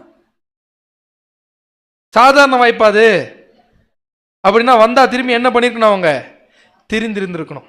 இதுக்கு பேரு தான் என்னங்க? ரெண்டாம் மரணம். இந்த ரெண்டாம் மரணத்தை அடையாளப்படுத்துறதுக்கு வெளிப்படுத்தின விசேஷத்துல என்ன வார்த்தையை பயன்படுத்தி இருக்கிறார் அப்படின்னு பாத்தீங்கன்னா, அக்னியும் கந்தகமும் எரிகிற கடல். அப்படி ஒரு கடல் உண்மையாவே இருக்குதான்னு பாத்தீங்கன்னா இல்ல, சிம்பாலிக் லாங்குவேஜ். இமேஜின் பண்ணி பாருங்க. உதாரணத்துக்கு மெரினா பீச் முழுக்க அக்னியும் கந்தகமும் எரியுதுன்னு வச்சுக்கலாம். உதாரணத்துக்கு அங்க கொண்டு போய் ஒரு பொருள் போட்டா என்ன ஆகும்? எங்க போச்சு அது அப்படின்னு சொல்லுவோம். ஒருவேளை அங்க குதிச்சனா என்ன ஆகும்? அழிஞ்சே போயிருவோம். கரெக்டா? அப்பேற்பட்ட ஒரு விஷயம்தான் ரெண்டாம் மரணம். அந்த ரெண்டாம் மரணத்தை அடையாளப்படுத்துறதுக்கு எதை பயன்படுத்தியிருக்காரு? அக்னியும் கந்தகமும் எரிகிற கடல் பங்கடைவார்கள். எப்போ? திரும்பியும் வந்தோம் திருந்தலனா. இதுக்கு பேர் தான் என்னங்க? அப்படின்னா எதுல போட்டுலாம் அழிக்கிறது இல்ல, நரகத்துல போட்டு சதா காலமும் வாட்டி வதைக்கிறது இல்ல, வந்து திருப்பி எல்லாத்தையும் சொல்லி கொடுத்தோம் திருந்தலனா. உதாரணத்துக்கு சொல்றேன், தெரியல எனக்கு. ஹிட்லர் வருவாரா திரும்பி உயிர்த்ததுல? வருவாரா வரமாட்டாரா? வருவாரு. எந்த நினைவுகளோட தான் வருவாரு? அதே நினைவுகளோட தான் வருவாரு. அதே கேரக்டர் தானே. இப்போ வந்து எத்தனை யூதர்களை கொண்டு குவிச்சாருன்னு பார்த்துருக்கோம் நம்ம ஃபர்ஸ்ட் சப்ஜெக்ட்ல. ஏறக்குறைய 60 லட்சம் யூதர்களை கொண்டு குவிச்சிருக்காரு. எத்தனை பேர்கிட்ட சாரி கேட்கணும்? ஈஸியா? மாத்தியே ஆகணும், வேற ஆப்ஷனே கிடையாது ஹிட்லருக்கு. மாத்திக்கலனா எந்த கடல் தான். அப்படின்னா அது லிட்டரலான இடம் கிடையாது. என்னங்க? அழிச்சிருவார், அவ்வளவுதான். அந்த கேரக்டர் என்ன ஆகாது, அடுத்தது இருக்காது. இந்த 2ஆம் மரணத்தை அடையாளப்படுத்துறதுக்கு தான் கெஹன்னான்ற வார்த்தை என்ன பண்ணிருக்காரு, அங்க பயன்படுத்தி இருக்காரு. ஆத்மாவையும் சரீரத்தையும் நரகத்திலே அழிக்க வல்லவருக்கே பயப்படுங்கள் இருக்குல்ல, அந்த நரகம் தான் என்ன? கெஹன்னா. அந்த கெஹன்னால ஒருத்தரை போட்டா சல்ஃபர்ல என்ன பண்ணிருப்பாங்க, எரிச்சிட்டே இருப்பாங்கல்ல. இஸ்ரேல் தேசத்துல என்ன ஆயிருவார் அவரு? அக்னி கடல்ல போற மாதிரி தான். என்ன ஆயிருவார் அவரு? டெஸ்ட்ராய் ஆயிரும், அந்த சரீரம் டெஸ்ட்ராய் ஆயிரும் இல்லையா? அதுதான் சொல்றாரு, நீ இப்படி அழிஞ்சு போறத காட்டிலும், எப்படி செகண்ட் டெத்ல போய் இப்படி அழிஞ்சு போறத காட்டிலும் சத்தியத்துக்காக யார் வெட்டி போடு? ரைட் ஹேண்ட வெட்டி போடு, லெஃப்ட் ஹேண்ட வெட்டி போடு. யார் அது? இல்லைங்க, அவரு தான் எனக்கு உயிருங்க அப்படின்னா கூட. ஆனா அவர் என்ன சொல்றாருன்னு பாத்தீங்கன்னா, இந்த சத்தியமா நானா முடிவு பண்ணிக்கோ அப்படின்னு கேட்கிறாங்க. போனீங்க நான் என்ன பண்ணிப்பேன், நான் செத்து போயிடுவேன் அப்படின்வாங்க. என்ன பண்ணலாம் யோசிச்சு பாருங்க. அவர் செத்து போனாலும் திருப்பி உயிரோடு என்ன பண்ணிடுவாரு, வந்துருவாரு. பயப்பட தேவையில்ல. நம்மள யாரும் இப்படியெல்லாம் என்ன பண்ண முடியாது. இனி மரணத்தை காமிச்செல்லாம் பயமுறுத்தலாம் முடியாது. ஏன்னா எல்லாரையும் ஆண்டவர் என்ன பண்ணிடுவார், உயிர் தெரிந்துவார். இப்ப நமக்கு தேவை கேரக்டர். நாம சத்தியத்துக்காக வாழ்ந்துட்டோம்னா தப்பிச்சோம். ஒருவேளை நாளைக்கு ராஜ்யத்துல வந்து, உலக ஜனங்கள்ல ராஜ்யத்துல வந்து கேரக்டரை மாத்திக்கலனா எந்த கடல் தான்? அக்னி கடல்லாம் உண்மையான இடமா? உண்மையான இடம் இல்ல, அது ஒரு அடையாள பாஷை. எதுக்கு? செகண்ட் டெத்துக்கு. அப்படி கூட கிறிஸ்துவின் ராஜ்யத்தில் இருப்பாங்கன்னா எஸ். ஏன்னா எதை கொடுத்து தான் படைக்கிறார்? தேவன் சுயாதீனத்தை கொடுத்து தான் படைக்கிறார். அப்படின்னா அவங்களே தேர்ந்தெடுத்துக்கலாம். இவ்வளோ பெரிய தீமைக்குள்ள போயிட்டோம், ஒரு நன்மை கிடைக்கும் போது அதை என்ன பண்ணணும், அவங்க வாங்கணும். அதை அவங்க யூஸ் பண்ண மிஸ் பண்றாங்க. வாசிக்கலாம். ஏசாயா 26ஆம் அதிகாரம் 10ஆம் வசனம். ஏசாயா 26ஆம் அதிகாரம் 10ஆம் வசனம். துன்மார்க்கனுக்கு தயை செய்தாலும் நீதியை கற்றுக்கொள்ளான். துன்மார்க்கனுக்கு தயை செய்தாலும் அவன் என்ன பண்றது இல்லையா, நீதியை கற்றுக்கொள்ளான். நீதியுள்ள தேசத்திலும் அவன் அநியாயம் செய்து. எங்க அநியாயம் செய்யறாமா? நீதியுள்ள தேசத்துல, கிறிஸ்துவின் ராஜ்யத்திலும் அவன் அநியாயம் செய்து கர்த்தருடைய மகத்துவத்தை கவனியாதே போகிறான். கர்த்தருடைய மகத்துவத்தை கவனியாமே போறதுனால தேவன் அவங்களை என்ன பண்ணிடுறாரு, அழிச்சிடுறாரு. அடுத்தது 37ஆம் சங்கீதம் 9ஆம் வசனம். 37ஆம் சங்கீதம் வசனங்கள் 9 மற்றும் 10. பொல்லாதவர்கள் அறுப்புண்டு போவார்கள். பொல்லாதவர்கள் என்ன ஆயிடுவாங்களாமா? அறுப்புண்டு போவார்கள். கர்த்தருக்கு காத்திருக்கிறவர்களோ பூமியை சுதந்தரித்துக் கொள்வார்கள். இன்னும் கொஞ்ச நேரம்தான், அப்போது துன்மார்க்கன் இரான். அப்பொழுது துன்மார்க்கன் இரான். அதாவது நரகத்துல போட்டு வாட்டி வாத்திக்கிறதுலாம் கிடையாது. என்ன பண்ணிடுறாருங்க, அழிச்சிடுறார். அவன் எல்லாம் போயிடுவான், அவ்வளவுதான். அதுக்கு பேர் தான் என்ன, செகண்ட் டெத். அடுத்தது 145ஆம் சங்கீதம் 20ஆம் வசனம். 145ஆம் சங்கீதம் 20ஆம் வசனம். கர்த்தர் தம்மில் அன்பு கூறுகிற யாவரையும் காப்பாற்றி துன்மார்க்கர் யாவரையும் அழிப்பார். நாளைக்கு யார் யாரெல்லாம் திரும்பி உயிரோட வந்து திருந்த ஆரம்பிக்கிறாங்களோ அவங்கெல்லாம் காப்பாத்திடுவாரு. ஆனா யார் யாரெல்லாம் திருந்தலையோ துன்மார்க்கர் யாவரையும் அழிப்பார். He will destroy. அப்படின்னா இயேசு கிறிஸ்து 1000 ஆண்டு அரசாட்சியில் ஆளுகை செய்யும் பொழுது யார் கட்டப்பட்டிருப்பான்? சாத்தான் என்ன பண்ணப்பட்டிருப்பான்? கட்டப்பட்டிருப்பான்னு வெளிப்படுத்தல் 20ஆம் அதிகாரத்தில் படிக்கிறோம். ஆனா 1000 ஆண்டு அரசாட்சியில எல்லா ஜனங்களும் உயிரோட வந்து என்ன பண்ணணும், சீர் பொருந்தணும். 1000 ஆண்டு அரசாட்சி முடிஞ்ச பிறகு என்ன தெரியுமா ஆகுது? வாசிக்கலாம். வெளிப்படுத்தின விசேஷம் 20ஆம் அதிகாரம் 7, 8. வெளிப்படுத்தல் 20ஆம் அதிகாரம் வசனங்கள் 7 மற்றும் 8. அந்த 1000 வருஷம் முடியும் போது சாத்தான் தன் காவலிலிருந்து விடுதலையாகி. யார் ரிலீஸ் பண்ணி விட்டுறாரு? சாத்தான் தன் காவலிலிருந்து விடுதலையாகி திரும்பி வந்தா என்ன பண்ணுவான்? பரவாயில்ல, எல்லா உலக ஜனங்களும் என்ன பண்ணிருக்காங்க, இயேசு கிறிஸ்துவோட ராஜ்யத்தை தெரிஞ்சிருக்கிறாங்க, நாமளும் அவங்களுக்காக என்ன பண்ணலாம், நல்லது செய்யலாம்னு இருப்பானா, திரும்பி என்ன பண்ணுவான், வாசிங்க. பூமியின் 4 திசைகளிலும் உள்ள ஜாதிகளாகிய கோகையும் மாகோகையும் மோசம் போக்கும்படிக்கும் மறுபடியும் மோசம் போக்குறதுக்கு வருவான். எப்படி இருக்கும் பாருங்க இது. இப்ப எல்லாரும் என்ன பண்ணிருப்பாங்க, தெரிஞ்சிருப்பாங்களா, திரும்பி என்ன பண்றான், மோசம் போக்குறதுக்கு வரா. அவர்களை யுத்தத்திற்கு கூட்டிக் கொள்ளும்படிக்கும் புறப்படுவான். அவங்களை யுத்தத்திற்கு என்ன பண்றான், கூட்டிக் கொள்ளும்படி என்ன பண்றான், புறப்பட்டு வேற என்ன பண்றான்னு பாத்தீங்கன்னா போறான். என்ன ஆகுதா அடுத்தது, அவர்கள் வசனங்கள் 9 மற்றும் 10, அவர்கள் பூமி எங்கும் பரம்பி பரிசுத்தவான்களுடைய பாளையத்தையும் பிரியமான நகரத்தையும் வளைந்து கொண்டார்கள். அப்படின்னா என்ன இருக்கு அப்படின்னு பாத்தீங்கன்னா, திரும்பியும் பிசாஸ் வந்து ஏமாத்தும் போது அவனை நம்பலாமா நம்ப கூடாதா? ஆனா சில பேர் என்ன பண்ணுவாங்க, அப்பொழுது வானத்திலிருந்து அக்னி இறங்கி அவர்களை பட்சித்து போட்டதுன்னு அர்த்தம், அழிச்சே போட்டுருச்சு. அடுத்து, மேலும் அவர்களை மோசம் போக்கின பிசாசானவன் மிருகமும் கள்ள தீர்க்கதரிசியும் இருக்கிற இடமாகிய அக்னியும் கந்தகமுமான கடலிலே தள்ளப்படுவான். யாரைய தள்ளிடுறார் கடைசியா, எங்க என்ன ஆயிரும் அப்போ, யாரு, அப்ப என்ன சொல்லுது பைபிள், சாத்தான் ரொம்ப நாள் இருக்க போறது இல்ல. 1000 ஆண்டு அரசாட்சியினுடைய முடிவில் அவன் முற்றிலுமாக என்ன பண்ணப்பட்டுருவான், அவன் கூட யார் யாரெல்லாம் போறாங்களோ எல்லாரும் என்ன பண்ணிடுவாருங்க, அழிச்சிருவாரு. அதற்கு பிறகு உலகம் எப்படி இருக்கும், அடுத்தது என்ன அப்படின்னு தெரியாது. அதோட பைபிள் முடிஞ்சு. அங்க போய் தான் என்ன படிக்கணும், நாம இப்போ தெரிஞ்சுக்கணும்.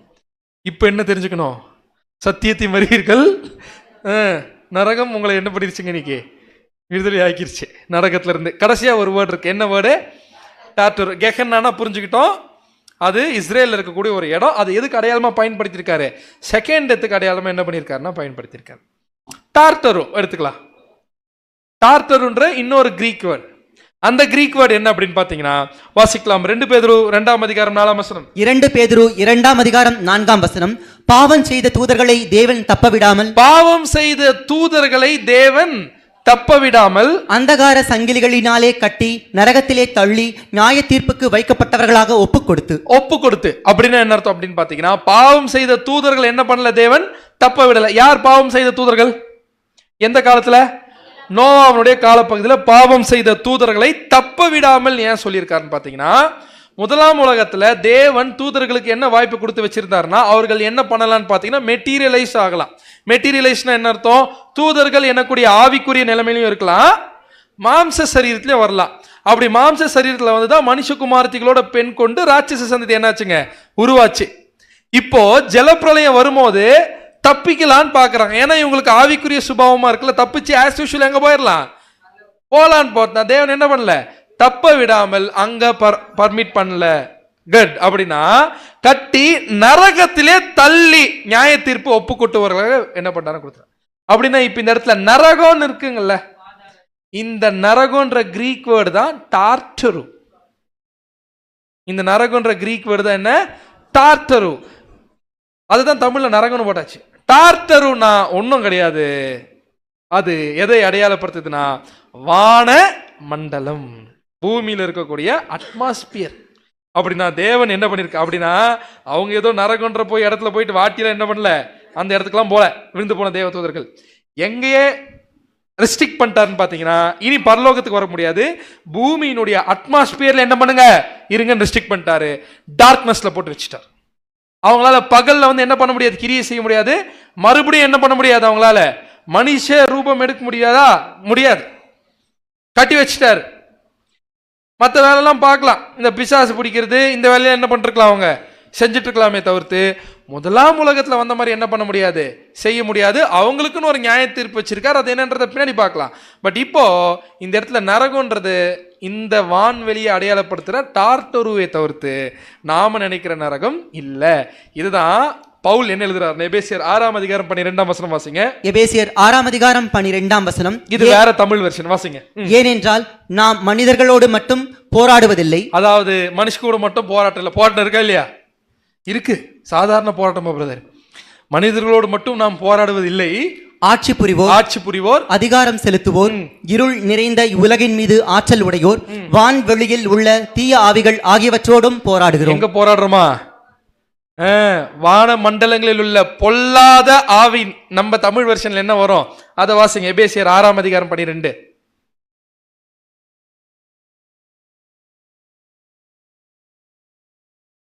எபேசியர் 6ஆம் அதிகாரம் 12ஆம் வசனம். ஏனெனில் மாம்சத்தோடும் இரத்தத்தோடும் அல்ல, ஏனெனில் மாம்சத்தோடும் இரத்தத்தோடும் அல்ல, துரைத்தனங்களோடும் அதிகாரங்களோடும் இப்பிரபஞ்சத்தின் அந்தகார லோகாதிபதிகளோடும் வானமண்டலங்களில் உள்ள பொல்லாத ஆவிகளின் சேனைகளோடும் நமக்கு போராட்டம். வான மண்டலங்களில் உள்ள பொல்லாத ஆவிகளின் சேனையோடு போராட்டம் உண்டு. அதான் இந்த தமிழ் டிரான்ஸ்லேஷன் என்ன இருக்குது? வான் வெளியில் உள்ள தீ ஆவிகள். அப்படின்னா எங்க இருக்கிறாங்களா அவங்க? வான மண்டலங்களில் உள்ள பொல்லாத ஆவியின் சேனையை அங்க என்ன ஆகுதுங்க இருக்குதே தவிர்த்து அவங்கெல்லாம் எங்க இல்ல, அவங்க நரகத்திலாம் இல்ல, இந்த பூமியினுடைய அட்மாஸ்பியர்ல என்ன பண்றாங்க இருக்கிறாங்க. இவங்களை குறித்து தான் யூதா என்ன சொல்றாருன்னா, யூதா 1ஆம் அதிகாரம் 6ஆம் வசனம். யூதா 1ஆம் அதிகாரம் 6ஆம் வசனம். தங்களுடைய ஆதி மேன்மையை காத்துக் கொள்ளாமல், தங்களுடைய ஆதி மேன்மையை காத்துக் கொள்ளாமல். இவங்களுடைய ஆதி மேன்மை என்ன? தூதர்களாக பரலோகத்துல தேவனுக்கு கீழ்ப்படிஞ்சு இருப்பதுதான் ஆதி மேன்மை. உதாரணத்துக்கு கேப்ரியல் தூதன்லாம் இன்னைக்கு வரைக்கும் கீழ்ப்படிஞ்சுதான் இருக்கிறாங்க தேவனுக்கு. அதுதான் அந்த ஆதி மேன்மை. தேவனுக்கு நீங்க தூதர்களா நல்லபடியா இருங்கன்னு தான் தேவன் படைச்சாரு. அந்த மேன்மை இவங்க என்ன பண்ணிக்கல, காத்துக்கொள்ள, தக்க வைத்துக் கொள்ளல. தங்களுக்குரிய வாசஸ்தலத்தை விட்டுவிட்ட, தங்களுக்கு உரிய வாசஸ்தலத்தை விட்டுவிட்ட தூதர்கள். அவங்களுக்கு உரிய வாசஸ்தலம் எது? பரலோகம். அதை என்ன பண்ணிட்டாங்க? விட்டு விட்டார்கள். விட்டுவிட்ட தூதர்களையும் மகா நாளின் நியாய தீர்ப்புக்கென்று நித்திய சங்கிலிகளினாலே கட்டி அந்தகாரத்தில் அடைத்து வைத்தார். புரிஞ்சுங்களா? மகா நாளின் நியாய தீர்ப்பின் நாள் அப்படின்னு ஒரு நாள் இருக்குது.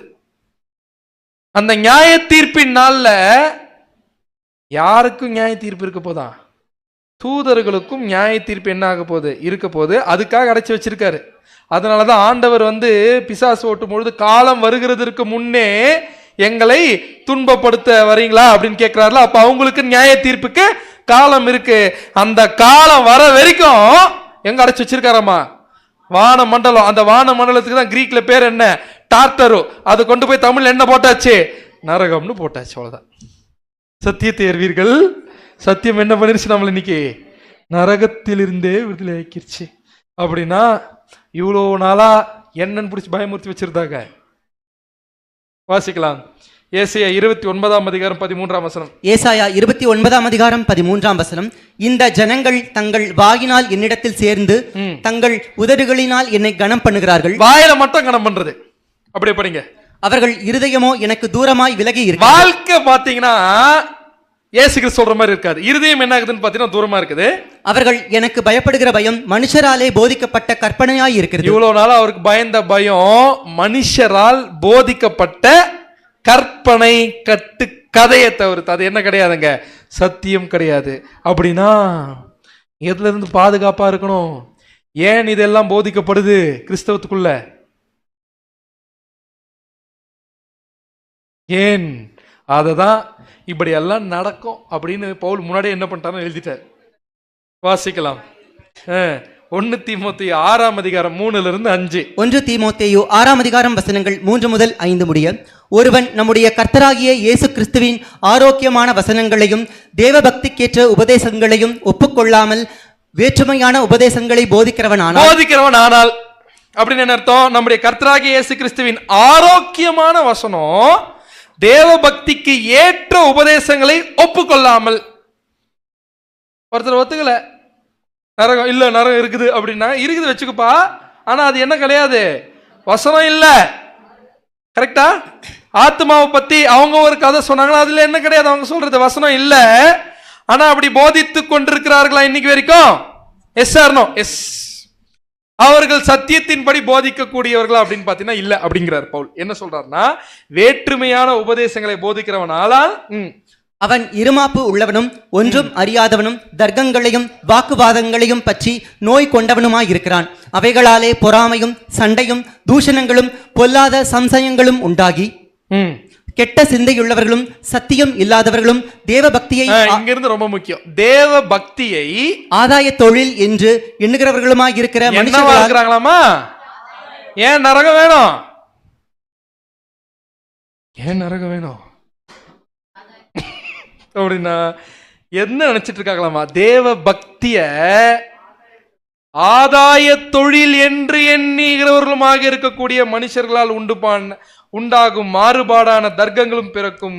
இப்படிப்பட்டவர்களை விட்டு விலகு. நான் சொல்லல, அப்போஸ்தலனாகிய பவுல் என்ன பண்ணியிருக்காருங்க, சொல்லியிருக்காரு. சத்தியத்தை அறிவீர்கள், சத்தியம் உங்களை விடுதலையாக்கும். தேவன் தாமே நம் மனதிலையும் ஆசீர்வதிப்பாராக.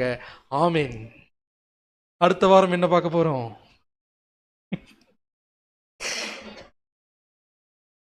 நரகம் பார்ட் 2. நியாய தீர்ப்பின் நாள், ஜட்ஜ்மெண்ட் டே அப்படின்னு ஒரு பாடத்தை என்ன பண்ண போறோம் அப்படின்னு பாத்தீங்கன்னா பார்க்க போறோம். ரொம்ப முக்கியமான பாடம். ஏன்னா நரகமே இல்லை, இனி நாங்க என்ன பண்ணிடுறோம்.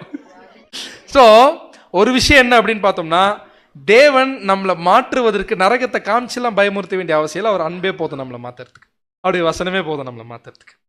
பட் ஆனா அவர் அன்புள்ள தேவனா இருந்துட்டாலும் அவர் நீதியுள்ள, நம்ம கூட பார்த்தோம் 2ஆம் மரணம் போன்ற தண்டனைலாம் எப்படி கொடுக்குறாருன்னு பார்த்தோம் இல்லையா?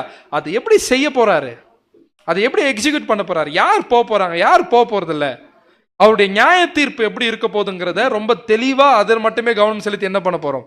இந்த ஒரு அருமையான பாடத்தை தேவனுக்கு சித்தமா இருந்து அடுத்த வாரம் இதே நேரத்தில் என்ன பண்ண நம்ம பார்க்கலாம். பொறுமையோட கேட்ட நம் அனைவரையும் தேவன் தாமே ஆசீர்வதிப்பாராக. ஆமென்.